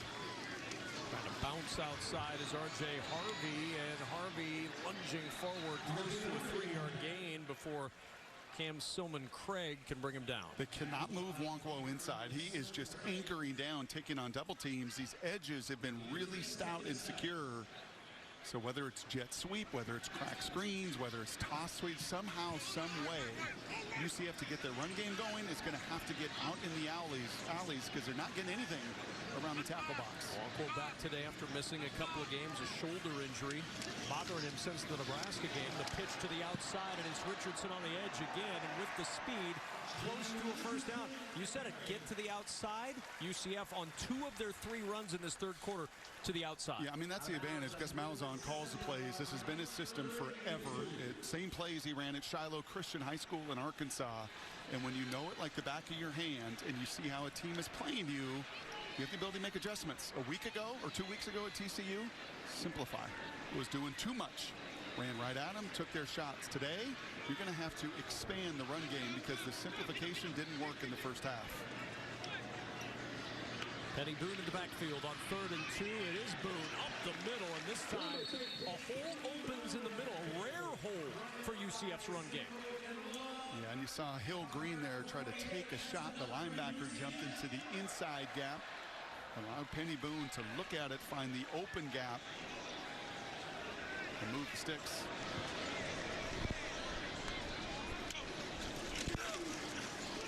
Boone again. Cannot get free. A.J. Green with a flag down. Green the first there, Wonko the second.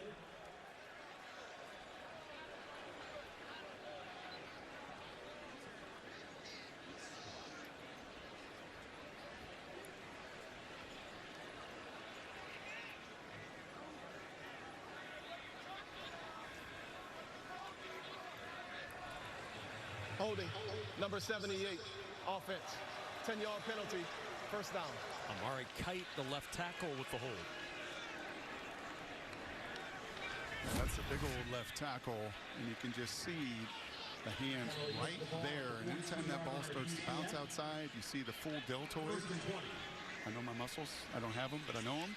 Once you see that full deltoid that official does, the holding call is coming. I'm impressed that anatomy class you took is really paying big dividends for you. First down and 20 now, and the keeper for KJ Jefferson.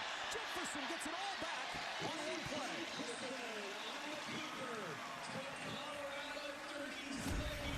Well, a nice job right here, okay? Creating some movement. We're not able to do that to Wonkwo. You're able to move Barnes and create that hole. With pace, Jefferson again twisted forward to the 32 by Okunlola.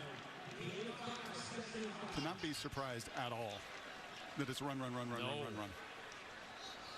Because they're going to win this game, right? Facing who they're facing on the other side. Look at it right there. Like, you know, you got to play to your identity. Like, we are, and up front, it's who we are. That's what we are made of. Those are Gus Malzahn's words to us yesterday. We have a halftime to regroup and a commitment to that run game. 6 plays, all runs to start this third quarter. And now on an end around, patience for Townsend, but nowhere to go.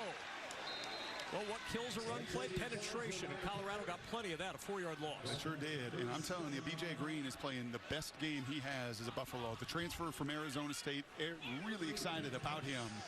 And it may not show up on the stat sheet, but that guy has been so fundamental, so sound. That end around comes, he keeps it inside of him and allows his buddies to rally.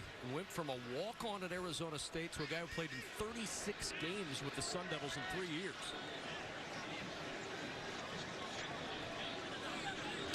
Third and 10. Floats it up, one-on-one, on the sideline, batted away by Preston Hodge. He wanted Kobe Hudson, and Hudson has been blanketed today. Nothing doing for the Knights' leading receiver. Well, again, you get to 3rd and 10, advantage Colorado, and you're just in straight man-to-man here. And you know, as a corner, these inside fades have become so popular. Hodge played the corner route to perfection for a pick on the opening series, and that time you just can't do it better. So they're going to bring the field goal unit on for a long 55-yard try. Now, Colton Boomer hit from 55 last year. His long this year is 50. Going to have to hurry. The play clock down to 2, down to 1. They just get the snap off, and Boomer's kick is wide to the left. So the scramble to get the field goal unit out pushes it left, and UCF ends up with nothing on their open. Some on the crew more excited than others. Oh, very much so. I'm fired up. Anytime you can see a rocket launch, that's a cool thing. And sure, Sanders has really helped Colorado's offense achieve high orbit so far today. 42 of 27 is winning football. On first down, a couple yards up the middle for Dallin Hayden. Ethan Barr with the tackle. Well, the third quarter has been a great quarter for both of these teams. UCF is going to need to have this third quarter be strong if they're going to come back in this game.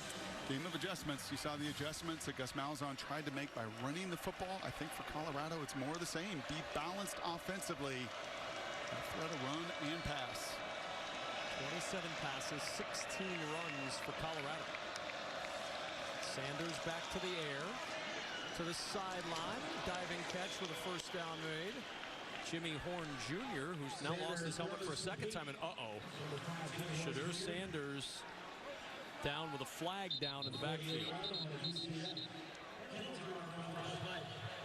Personal foul, roughing the passer, number 5, defense. 15-yard penalty will be added to the end of the play. First down. Ricky Barber with the flag means a 29-yard gain for CU. Yeah, I think what happens here is after Shadur releases the ball, he's not feeling any of this backside pressure, so your body just kind of loosens up, and bam, you take one right between the shoulder blades, and if anything, kind of knocks the wind out of you for a second. I think that's what happens right here, because he was not expecting that shot at all. And I don't think he would take necessarily the 15 yards for the pain, but he might take the 15 yards for that. Not a good decision from the 50-year senior Barber. And to the 33-yard line go the Buffaloes on their first possession of this third quarter. Sanders wide open. Shepard all alone, and it's first down at the 1 of the ball pops out. They're going to mark him down at the 1-yard line. Down at the 1, Will Shepard sets up first and goal. Wow, this is going to be huge. He's down. That might even be a touchdown depending on if the body part was down before the ball reaches. The runner was down prior to the ball coming loose. It's first hip is down, totally down. Unbelievable play. Right off the jump, just tossed Antoine Jackson aside, and as easy a pitch and catch as it gets. And from the 1 on first down, it's Welch in for the touchdown for Colorado.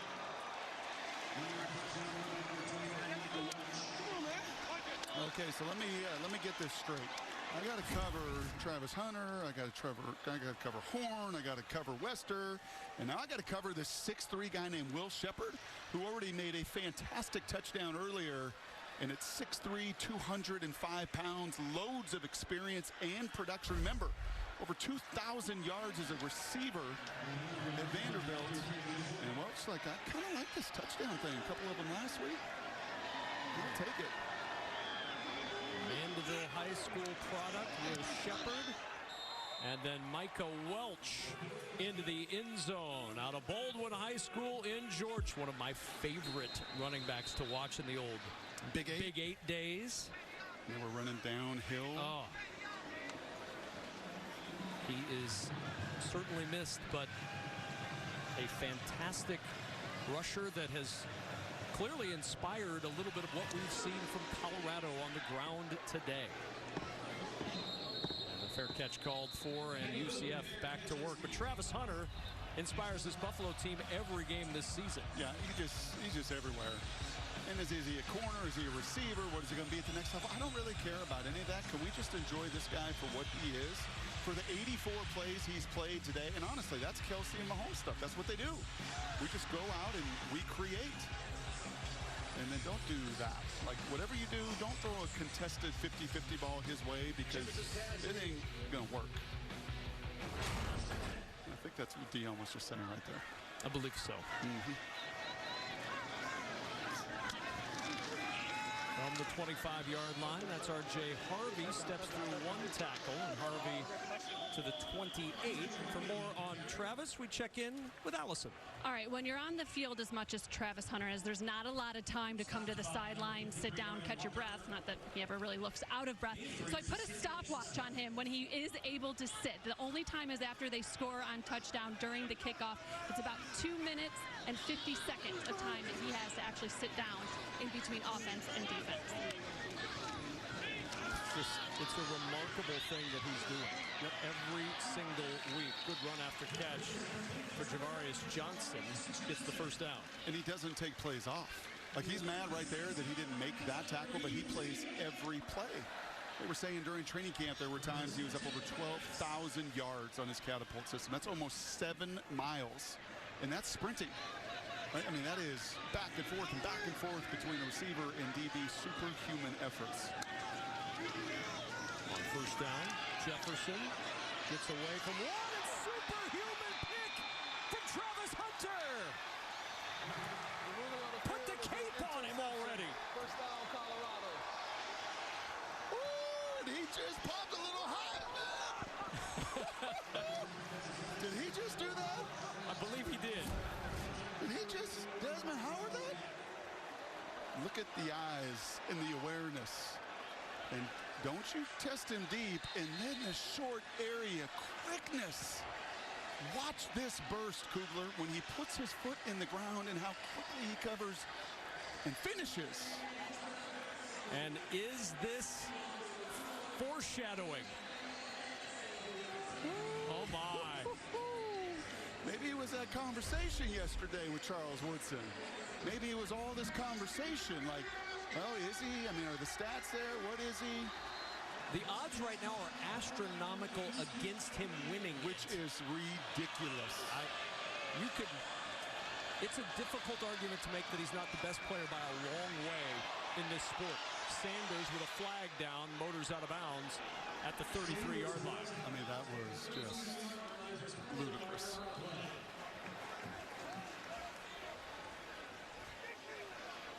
Hey, you know what I get? I get sometimes, Kevin. You come into a broadcast, oh, you're just going to talk about Shedeur, and you're going to talk about Travis, and everybody's just going to talk about him, even if he's not making.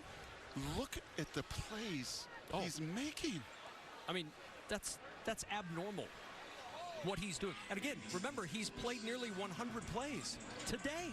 Oh, but it's hot, and it's humid, and I don't know if he's going to be really? I mean, he's from Georgia. He's played in the heat and humidity. I think he loves this stage. Offense. There were more than 4 players lined up in the backfield. 5-yard penalty. Down. And you know what I think else he likes? I think he likes being doubted. I think so, too.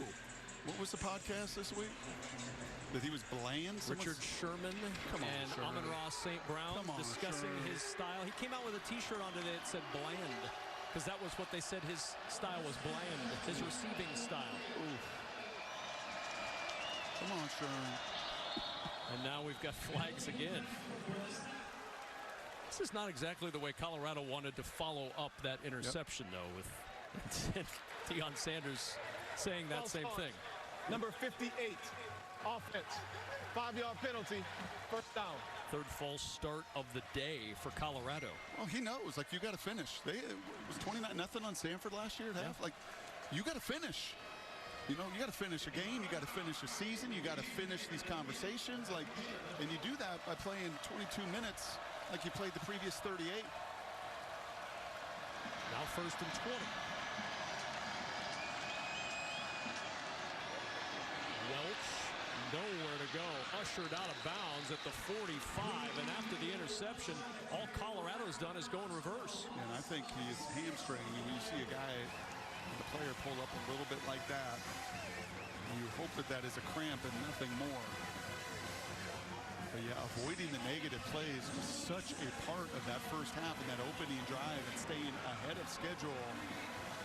But kind of like they did on that last 2nd and 20, 3rd and 20. Go get half of it back. You don't need all of it right now. Just go get chunks. 2nd and 27.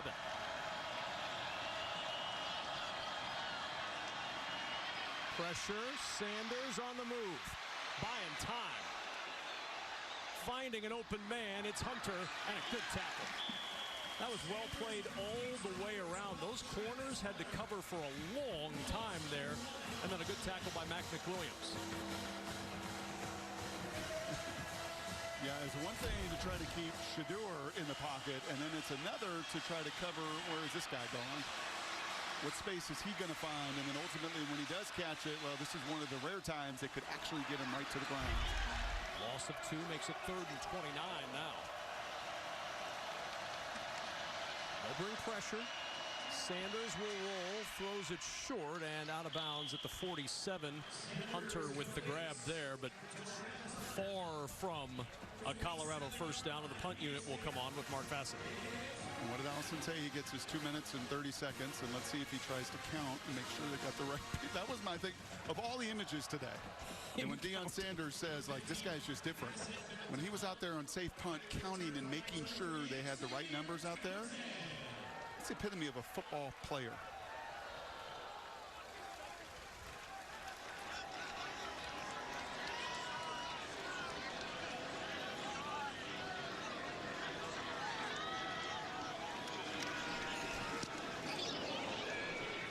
This one towards the sideline. Fair catch called and made inside the 10. And a timeout. For that one, actually. And don't give it away yet. Let others play along at home. Off the play fake and a strike to Whittemore. Whittemore on the run out to the 35.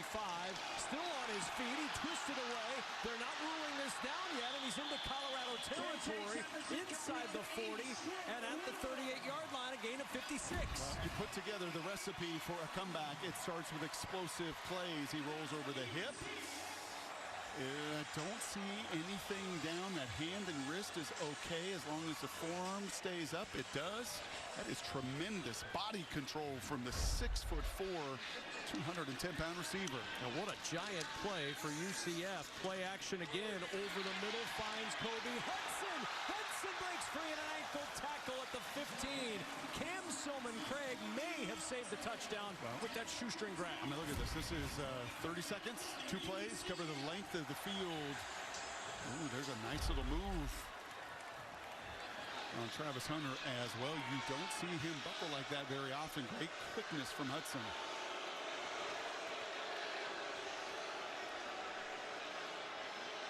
Well, the head linesman with a play stoppage. Travis Hunter was over talking with his head coach. Play stops for a moment. Now we're ready.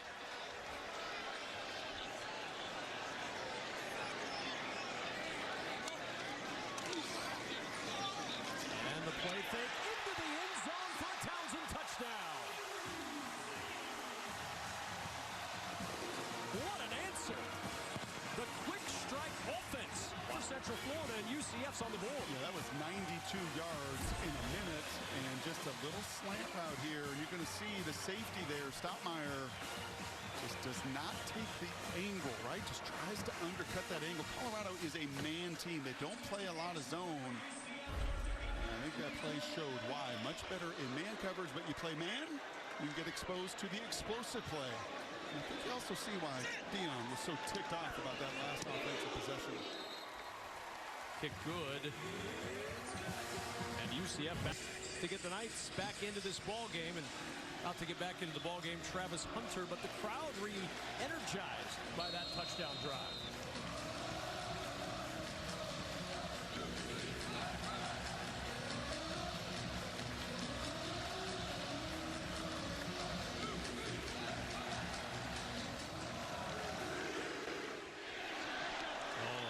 Forced error, kickoff out of bounds. Ball replays on the 35-yard line. With a big mistake. Colton Boomer booms it out. Time now for the answer to our Aflac trivia question. The question: in the last 30 years, the most number of losses by a Heisman Trophy winner's respective team. The answer is 3 losses. 5 different times. Ricky Williams, Tim Tebow, RG3, Lamar Jackson, Jaden Daniels, most recent winner, all won it with teams with 3 losses. We bring this up because the question inevitably comes, how good does the record have to be for Travis Hunter to win the Heisman? How about there? On first down, it's Miller. And Miller out across the 35 to the 37. So what do you think? No, I think that's fair. Is 3, if th're more than 3 losses, but he's far and away the best player in college football. So he's the guy in the engine behind this, and they go from 1-11 to 4-8 to 8-4, 9-3? Yeah. Come on. I mean, honestly, I just, no one is doing what he is doing in all phases. And none of those guys I mentioned were two-way players. Breaking a tackle, Isaiah Augusta. First time we've called his name today. And Augusta with those fresh legs to the UCF 43-yard line. Jackson and Bullard combined for the stop. Wow. And once again, Hank Zelinskas right in the middle of this, who Coach Prime said has got to do a better job. You can't do it much better than that. And then you got to break a tackle. And that's what Pat Shermer said too, right? Like, ultimately, hey man, when you get to that second or third level, then it's incumbent upon you. You got to be a difference maker. A 21-yard rush, the longest of the day. And a first down and 10 from the UCF 42. It's Augusta again. Slips through an opening, breaks a tackle. Similar play, similar result for Augusta. Broke that initial contact and gets 19. Wow. This running back room isn't just 1. It isn't just 2. It's amazing what a little competition will do there, right? Well, the freshman scored some touchdowns. Hayden's done some nice things. And now Augusta says, I get my chance to eat. I'm going to deliver. Over 100 yards rushing today for a team that averages just under 69 a game this season.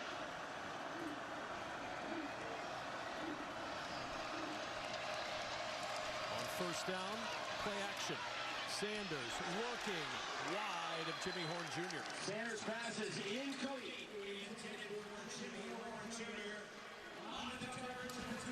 like that call. A couple runs, you get one-on-one. A little different not to have Hunter out there, and that's nothing against the 5'10", 170-pound Horn. He is a dynamic playmaker as well.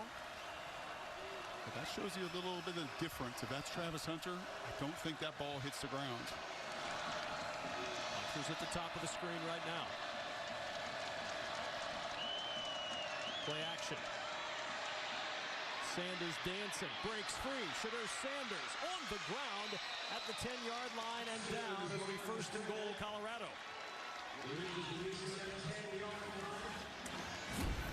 Once again, a pretty good job. Watch the right tackle way up here. He is just going to toss somebody to the ground, and that somebody's 320-pound Lee Hunter, so Shadur could do the rest.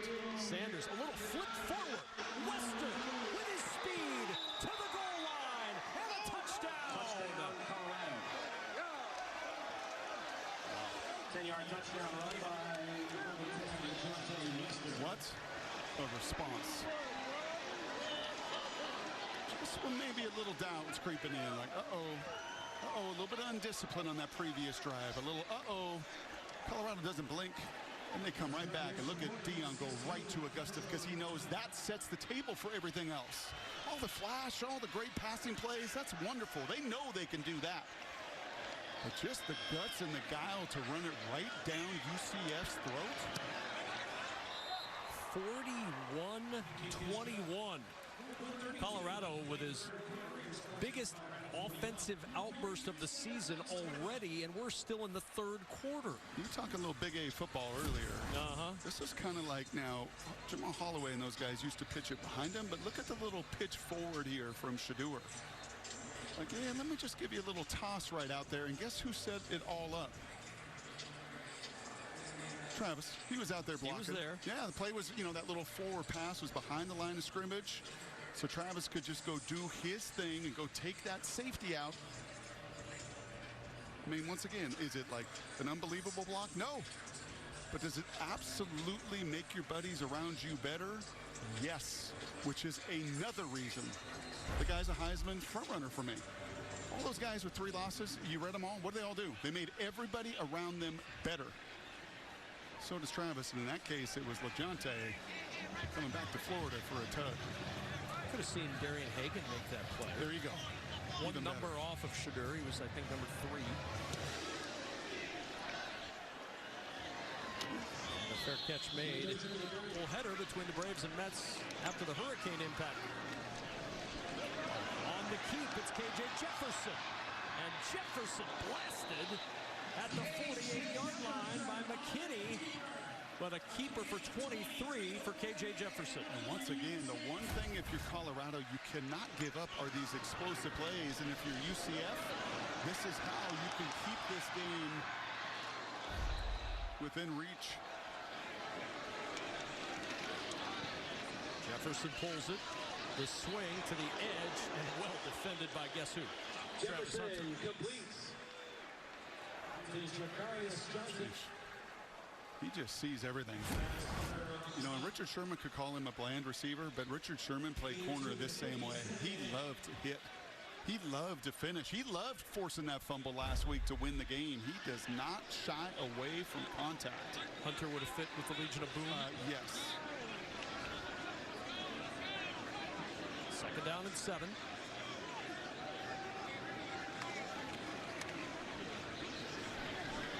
And Harvey stayed up and able to get the first down. He bent backwards, but the ball coming out at the end of the play, and it's Colorado ball. DJ McKinney ends up with the football after Harvey's second effort got him to the yards to gain for the first down. That's going to be really close at the end of the play. Is he down? Nope. Ball's out. And that is Shane Cokes, the big defensive tackle, the 6th-year former Ivy Leaguer.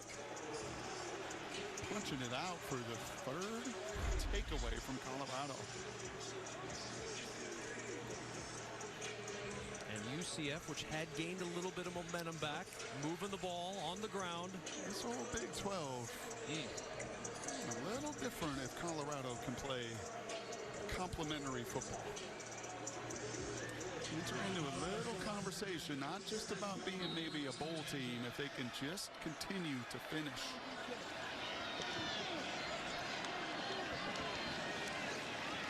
Well, they have not played quarters 1, 2, and 3 like this season. Nope.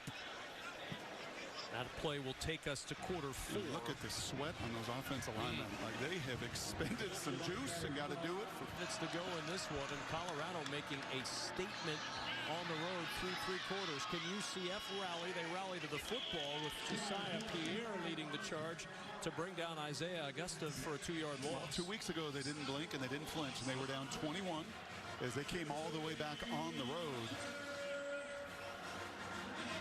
But you've got to get off the field. When you do all this work to get to 3rd and 11 right here, you've got to keep Shedeur in the pocket. As he's extended plays, it's been a problem for the Knights. 3rd down and 11.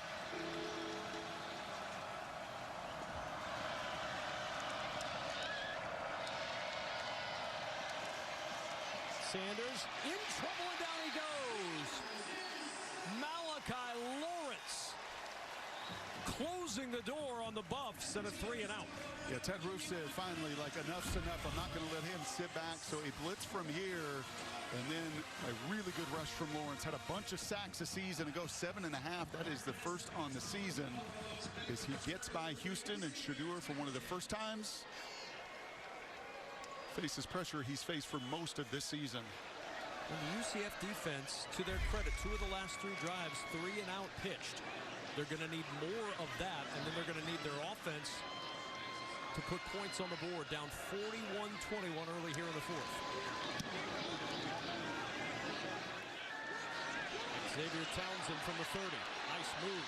Townsend trying to bounce it to the edge, and he's run out of bounds just shy of the 45 with a flag down back near the line of scrimmage.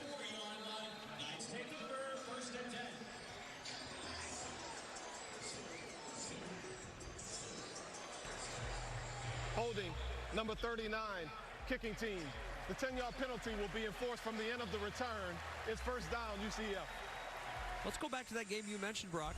The UCF comeback against TCU, down 28-7 in the 3rd. Outscored the Horned Frogs 28-6 to get the 35-34 win 2 weeks ago. We heard to a man yesterday in the building that nobody blinked.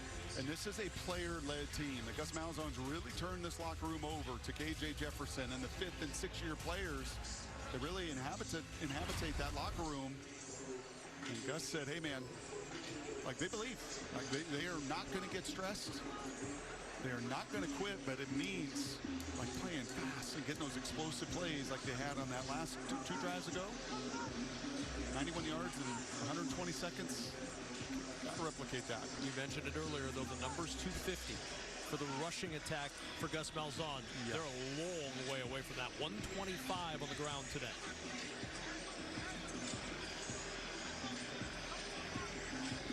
The officials over talking with Gus Malzahn. Travis still talking. He's got the energy to talk, too. It's amazing.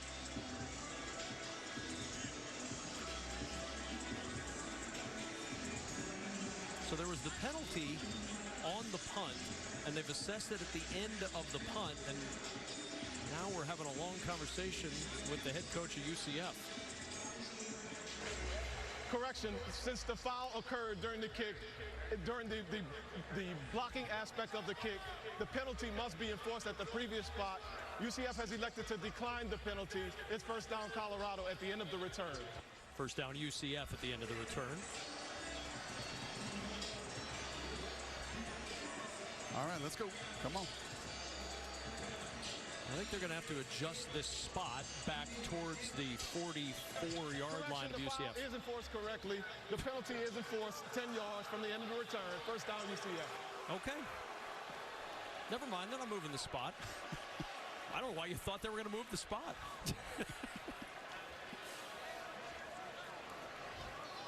A lot of conversation to find out exactly where we're supposed to be here at the 46-yard line.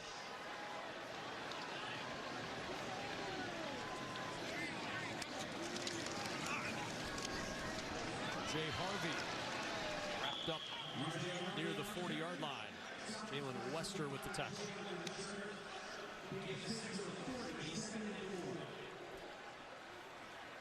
Pace important, time certainly a factor. 13 minutes to go, down 20.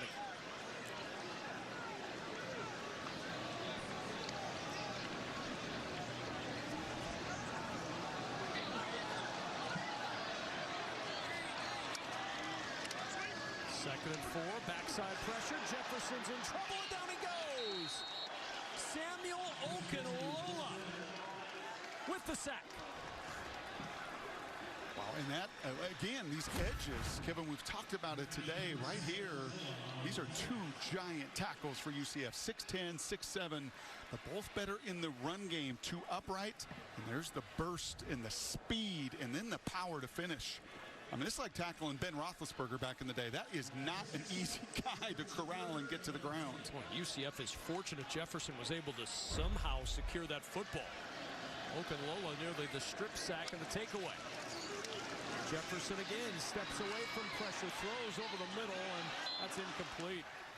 Wanted Kobe Hudson, couldn't connect. Yep. Fourth down. And that's just a miss, and that's some of the hits that he's taken. That's a little bit of a cumulative effect, but also at his best for Gus Malzahn when they are a run-first team, and the fact that Colorado has put them in this mode really over the course of the last 3 quarters. His advantage, Buffalo. The offense stays out on the field. 4th and 10. 4-man rush. Jefferson in trouble again, able to break free. Direct in traffic. Jefferson has the first down. That's outstanding work by the veteran 5th-year quarterback. Wow. Yeah, that's like desperation. You know, you get in this mode and you feel that pocket collapsing around you. And right here, points at the receiver. Just go, give me some space so I can outrun that D-line. And take a little kiss from Travis Hunter as well. Number 35 on first down. Jefferson hit as he throws down the sideline, incomplete. Cam Silman Craig came over, got a hand on that ball, and it's 2nd and 10. Yeah, he is. He's a little firecracker on the back end, but look at the rush. And can I point out, just like the pants, the amount of sweat? Honestly, like these guys are playing so hard, and that timing perfect from Silman Craig. Equipment crew's going to have a hard time cleaning this up. A nightmare. 2nd and 10. Jefferson design run. Little hop step, slips through, and is down, close to another first down. Nakai Hill-Green with the tackle, but it is 10 yards on the ground and a first. What did he say to us yesterday? Can you hit me for 4 quarters? Colorado is, but it's taken a whole lot of different defenders to do so. A little hesitation, then the burst from R.J. Harvey. In just a few moments, some of you will be taken to our Baseball Night in America coverage. For those of you leaving us, you can continue watching our game on Fox Business Network. All Fox games are also available on the Fox Sports app. 2nd down and 4, and able to get him down was B.J. Green, the first to make a play. And again, we keep talking about it, but these defensive ends for Colorado make play after play after play today. They're just so good, and he gets underneath once again that left tackle Kite. He's on the ground, and he is fighting, and he is clawing, and he is scratching, and he's playing the kind of effort that Robert Livingston, that young defensive coordinator, loves. 8 tackles for loss today. Jefferson upended at the 20-yard line. No gain on the play, and it brings up 4th down. That is a heck of a play by Hill-Green right through R.J. Harvey. R.J. is the lead blocker right there with K.J. coming behind him, and he has to dispose of the tailback and then go right to the legs to kill the motor of that 250-pound quarterback. 4th and 5. And timeout, Colorado. Colorado takes their first charge timeout of that.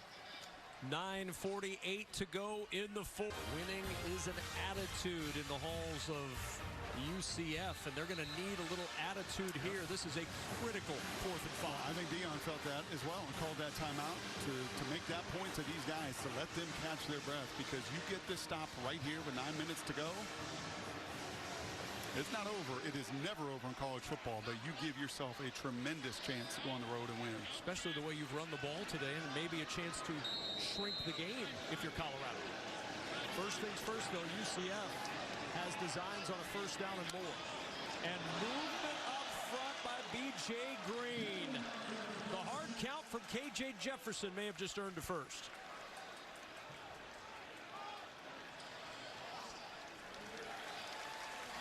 Into the neutral zone, drawing an offensive reaction. The 5-yard penalty results in a 1st down.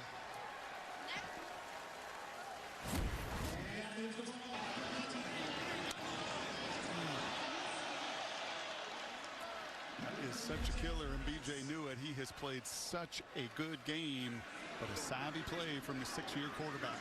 Second offsides of the day. This one gives a 1st down to UCF.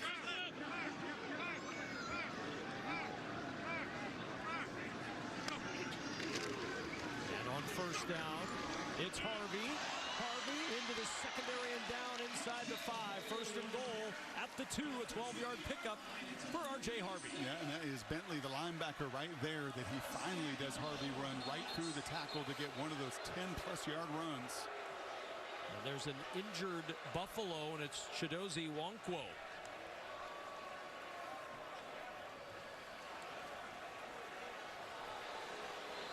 One of the best in college football, really, since the start of last year, at creating these kind of runs, 10-plus yards. And it's shedding tackles just like that. Bentley and Hill Green have been on the field quite a bit. No Trevor Woods on this trip. He usually rotates and gives those guys a little bit of a blow, but Harvey not slowing down. No Jeremiah Brown on the other side with Trevor Woods. 1st down and goal. Jefferson. Pressure comes, and Jefferson has to get rid of it. He had pressure right in his face from Okunlola, who had a sack earlier. 2nd and goal, 9:20 to go. How many hits has KJ taken today? More than Shadur. Yeah, a lot more. Now, part of that's because he utilizes the run so much more, but yep. But he takes some punishment in this system, too. 121 yards rushing in the second half. The run game's going a little bit. Now they'll go Wildcat with R.J. Harvey. On 2nd and goal, and he gives it to the motion man, trying to find some room around the edge. Johnny Richardson can't. Look at the effort from Okunlola. Again, sideline to sideline. These edges have been there at the point of attack. These edges have continued to run, and hands on hip. You guys are just playing hard. Kevin, when was the last time, and you've watched a lot of Big 8, a lot of Big 12, that you've seen Colorado play this hard all game long? It's been a long time. Multiple regimes. This Colorado team came in here with the goal to play with effort. They've certainly done that. 3rd and goal. Jefferson back in the end zone. Leap and grab out of bounds. Pittman trying to get that foot down, and he could not stick it in the back of the end zone. Yep, just a little bit late.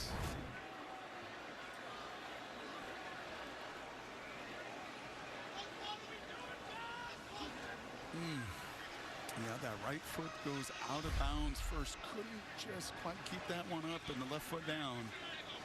And kind of one of these attitude plays again. 4th and goal.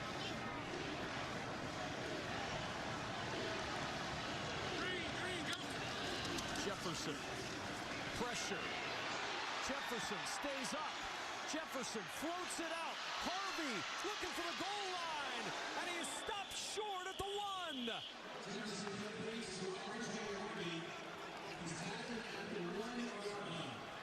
KJ Jefferson nearly pulled a rabbit out of his hat. Instead, it's Travis Hunter with his teammates that save it for Colorado. Who?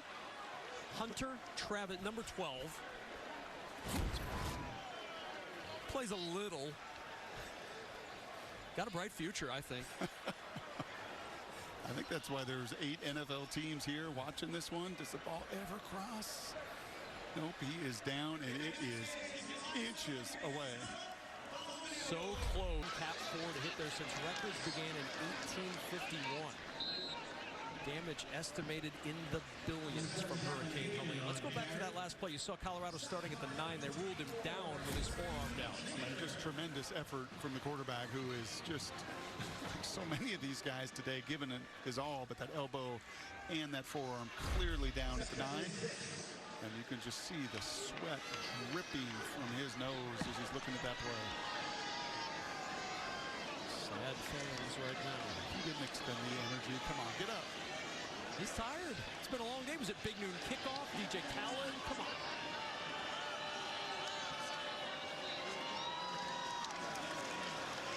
I mean, you saw Mark Ingram. You were over there today. You know Mark Ingram looks just like that right now. He's exhausted. He sweat through his suit today. Yes.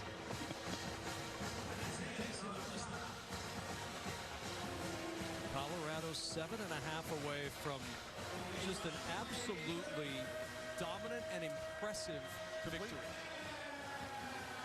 I mean, complete. And KJ be the first to tell you, like, yeah, man, these guys, they come at you and they play hard, and they just never, ever, ever relented. 3rd down and 4. Sanders floating it out, in and out of the hands of LeJohntay Wester with Mac McWilliams on coverage. Ooh, that was a nice job by McWilliams. Timing-wise here, I love the concept. 3rd and 5, you get in that bunch. You got man-to-man coverage in the corner route, but you can't play it much better than that. When those DBs see the receiver's hands, right? That's what they're looking for there. The little tail, those hands go and reach out, then you've got to separate the ball from them, and they force, again, another, what is that, 3 out of 4 drives? Yep, 3 out of 4, 3 and out.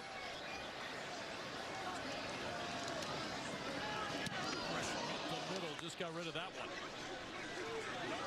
From the 35. First man misses, and out of bounds goes Xavier Townsend. If he is there in December claiming a trophy, you will see this pose at the Heisman ceremony from Travis Hunter. Time now for Above and Beyond, sponsored by Jersey Mike's. Be a sub above. The most impressive number on that list is the very bottom number, 121 snaps played. It's absurd. 2 games in the NFL. I think the average play is about 60 to 65 plays a game. There's R.J. Harvey in trouble and dropped. B.J. Green stayed right with it. And when you have guys like Charles Woodson and obviously his head coach saying, I mean, this just has never been done before. Honestly, the only comp is Shohei Ohtani, what Ohtani does. And when other people like in that league marvel at him, it's the same thing in this game with Travis. Which is why I think it doesn't matter. Now, you can't go 6 or 7 losses, but I don't think it matters if this is an 8-4 Colorado team. He's still far and away the best player in college football. Yeah, and I'll make the point again, like all Heisman Trophy winners, like Jaden last year, who also lost 3 games, you elevate everybody around you and the impact. You're playing 10 on 10. Right, they attacked him one time on a contested ball. They threw one late that he picked. Otherwise, he just eliminates someone from the game. Jefferson in some trouble, and Jefferson will go down. There's a flag down behind the play as Tajay McCoy, the first to get to KJ Jefferson.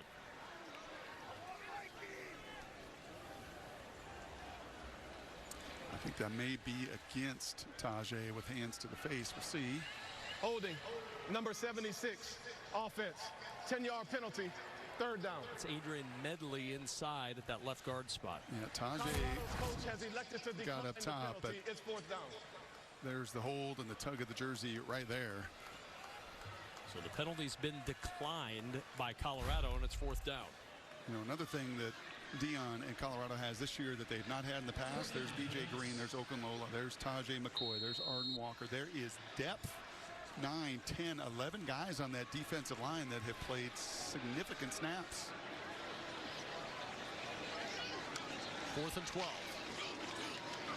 Jefferson over the middle, caught by Harvey. Flag is down. Harvey weaving has the first down for now. We're going to wait and see about the flag as Harvey's down near the 35 of Colorado. Colorado throws up a penalty marker on the play. That's the faces of the Knights tell the story. Yes. Personal foul, roughing the passer, number 88, defense, blow to the quarterback's head. 15-yard penalty, automatic first down. Amari McNeil roughing the passer. well, interesting. We didn't see a hold on Rubelt as he totally took McCoy to the ground. But this is on the inside. Yeah. I mean, it's not a lot. No. But we saw it earlier the other way. Also wasn't a lot. You said it then. You get to the head of the quarterback, they're just Gonna going throw the to, flag. yes. All the way down to the 21-yard line with the penalty. 5:57 to go in this one.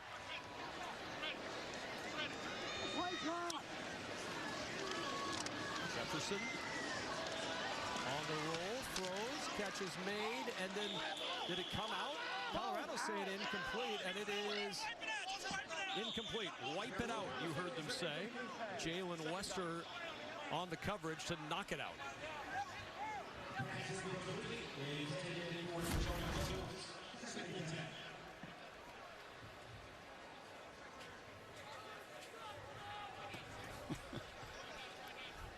It's nice commentary from the peanut gallery. And there you see Wester getting some reps again because Trevor Woods did not make the trip, so more and more of that depth continuing to play. Richardson over the middle again.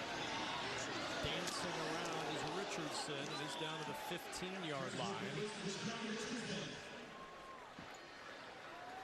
UCF down 20. Just never able to get that run game going. Had to get into throw mode to come back, and that's not their game. 3rd and 3. Jefferson on the keep, and he lost the football. It ends up with Silman Craig, and he's off to the races. Cam Silman Craig trying to leg out a touchdown all the way, and the Buffs put it away with a 93-yard fumble return from Cam Silman Craig.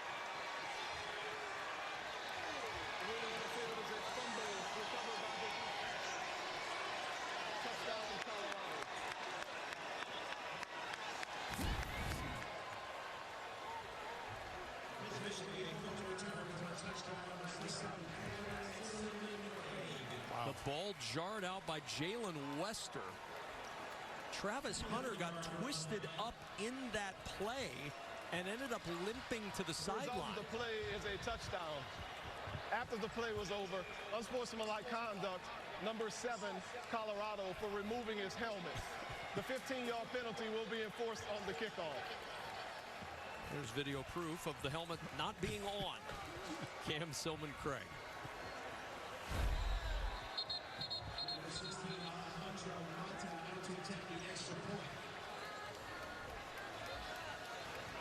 People don't look at this score around the country. And Dion, I think, is going to say it after the game, too. He may not like the penalty, but you can't take the helmet off. He's just been waiting for this game. I've been telling you that behind the scenes, we're working, we're practicing, we're doing all this. Yeah, and Cam continues to have a whole bunch of fun at the expense of some of the UCF fans. But Coach really felt like this was coming. And today it wasn't just talk. No. It was execution. And it was effort. It is as impressive a win as there's been in the Big 12 certainly this year. And the most impressive win in Deion Sanders' tenure as head coach of Colorado. Yep. Let's go downstairs with more on Cam Silman Craig. We check in with Allison. Yeah, he's the guy that Coach Prime calls the unsung hero of this team, and defensive coordinator Robert Livingston said he is the heartbeat of the team. He is everything you want as a coach. He's the motivator. He's physical in the box. We always know what we're going to get from him. So if I ever need to get a feel of the defense, kind of take a temperature of the defense, I look to him. When we need to be fired up or calm down, I go to him, and they go to him in this one to put it away, guys. Yep, he has salted this one away. Remember, Colorado hasn't won more than 4 games since 2019. This will be win number 4 before the calendar turns to October. And it's a win that's going to make people, I think, rethink their expectations of the Big 12 Conference this year. I think you talk to people behind the scenes as well, and certainly Dion has mentioned Robert Livingston. We've probably not done that enough, their defensive coordinator, because last year the defense was chaotic. It was big plays galore. They just never really hit people from beginning to end. As you see Travis Hunter, it was a little bit awkward as that pile fell on him, and they're going to take another look at him. But this is hitting people in a very physical UCF team in their house from beginning to end.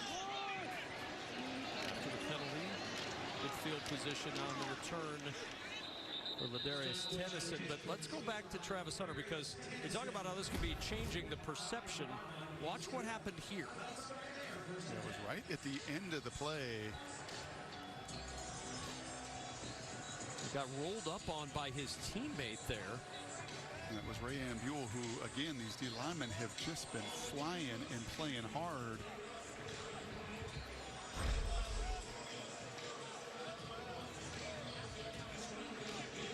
An entire state, an entire fan base holding its collective breath right now. Heck, the college football world. Jefferson with late pressure to the sideline. Townsend battling, and he's still inbounds. Clock will run. Under 5 to play in this one. Meanwhile, if you're UCF, this is a disappointing one. Gus Malzahn came into this. They had a lot of expectation, a lot of hope for this. It's going to be some concerns now. Back-to-back games, concerns with what you're seeing on the defensive side of the football. Now, this is a difficult team to stop offensively, but some hard questions are going to be asked for UCF. Is to see Hunter walking around. That's good to see. That is a great sign to see. Another advantage of being young and limber, and 128 plays. 128 plays, and he's probably mad. I think he's looking for his helmet. Yeah, he's mad he's not out there now. Yes. And he's going to end up 9 yards short of 100. He's not going to get to that 100-yard mark that he had 5 consecutive 100-yard games. Or is he? First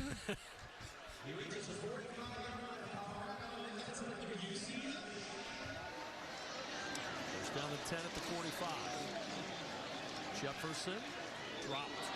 Boone looked over his shoulder as Wester was closing in at 2nd and 10. You know, you bring up Gus Malzahn and coming off the bye as well. I mean, everybody really raring and ready to go and feeling good. But I bet you, and Gus been around the game a long time, I bet you when he eventually does talk to the press today, he's going to say something really clear. I mean, Colorado out-hit us. They were more physical than us. Like, we are the #1 rush team in America, and we could not move them. We could not split them. We could not ever impose our will, and instead, they imposed their will against us. When the game was competitive, it was Colorado's rushing attack, not UCF's, that was the story. Boone pushing his way a yard short of a first down at the 36. Now remember, Colorado will have a bye next week, so they will get a little healthy. They'll get the chance to recover from this chaotic week, and then they will invite Kansas State up there to a sold-out bowl. Meanwhile, no rest for UCF. They dip out of conference, and they go to Florida next. But first for Colorado, that bye week, and then Kansas State, Arizona, Cincinnati, Texas Tech, and Utah the next 5. Does what you've seen today change how you feel about the Buffs going forward in that schedule? I don't think there's any question about that. I mean, this was the game that they had been searching for. This is the game that they had felt like they had in them. But it's one thing to talk about it and feel it, and then it's another to go out there and actually do it. 2:50 to go in this one. Remember, Shiloh Sanders probably a week or 2 away from coming back. He broke his forearm against Nebraska. They expect that he'll likely be back in that secondary after the bye. Some more reinforcements coming. Pressure coming as Jefferson gets rid of it. And Richardson tripped up short of the first down. And all this is going to do is, you know, every game up there in Boulder is sold out. It has become must-see TV. All the stars want to be a part of it. And all it is going to do is ramp up even more expectation and more conversation. You would think get them ranked by the time K-State comes calling in 2 weeks. or darn near close to it. And what a difference 3 weeks makes. Remember, Nebraska held them to 10 points. That seems like a lifetime ago, and maybe a different team ago, as Richardson's nudged out of bounds. A hard hit from Colton Hood, and that'll take us to the 2-minute timeout with a minute 57. You know what? Good on you, Fry Guy. Yeah. Sticking around the whole time. He's here the whole time. A little salty, probably. Record under Deion Sanders, first 4 games, 3-1. Yep. 3-1 this year, but they were faded 1-7 last year. This does not have the feel of a team that's going to fade like that. No, a whole lot deeper where it matters. A whole lot deeper on their defensive front. 13 tackles for loss today. Unbelievable effort. And movement up front. There was a flinch on the defensive line, but did they come across? Marcellus Marshall moved on the offensive line. And remember, too, False start. Number 72, offense. 5-yard penalty, 4th down. remember Colorado also doing this without Khalil Benson, the right guard, their veteran right guard, who played pretty well over the last few weeks. So gaining some depth at the line of scrimmage on both sides. 3-4 running backs, 4 wide receivers. You get these edges to play this way. Like a lot of pieces falling into place right now. And movement again. Jacoby Jones blasting out of the starting blocks. Number 16, offense. 5-yard penalty, 4th down. So now 4th down becomes even more difficult for UCF.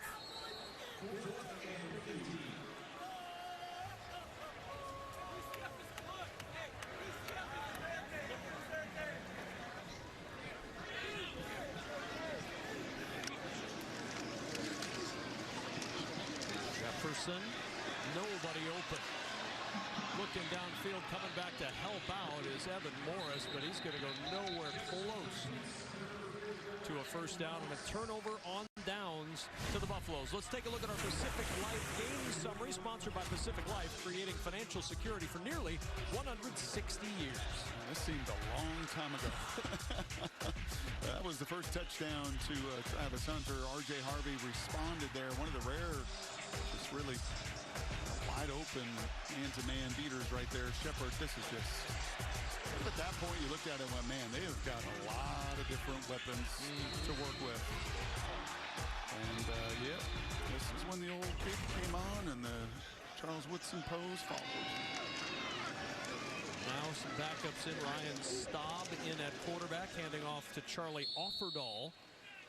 Staub, a freshman out of Stevenson Ranch, California.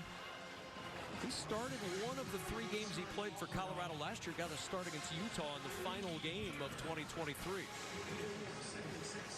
West Ranch High School in California. Now just a matter of running this game out. Heading home with your 4th win of the season. As impressive a win as Colorado's had under Deion Sanders. What a fun plane ride it's going to be. They got here early. It's been chaotic. Game time a little bit delayed, but that flight is going to be fun. Offerdahl again. And he backs his way to the 38-yard line. Well, Shadur Sanders, another terrific performance today for this Colorado offense. 290 yards passing, 3 touchdowns, the 1 interception, 28 of 35. That's a quarterback rating of 172.2. That's 80%, and it just, you know, if he can do that, if he has to throw it 30 to 35 times and not 40 to 50 times and running for his life, look out, Big 12. I mean, really look out.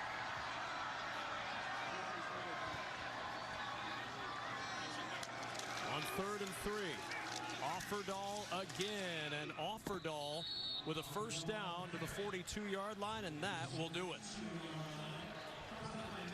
Brock Heward, Allison Williams, thanks for letting me hang with you guys for the afternoon. I know you and Allison will be delighted to welcome our man Jason Benetti back once he gets the champagne out of his hair from Detroit. That was a pretty darn complete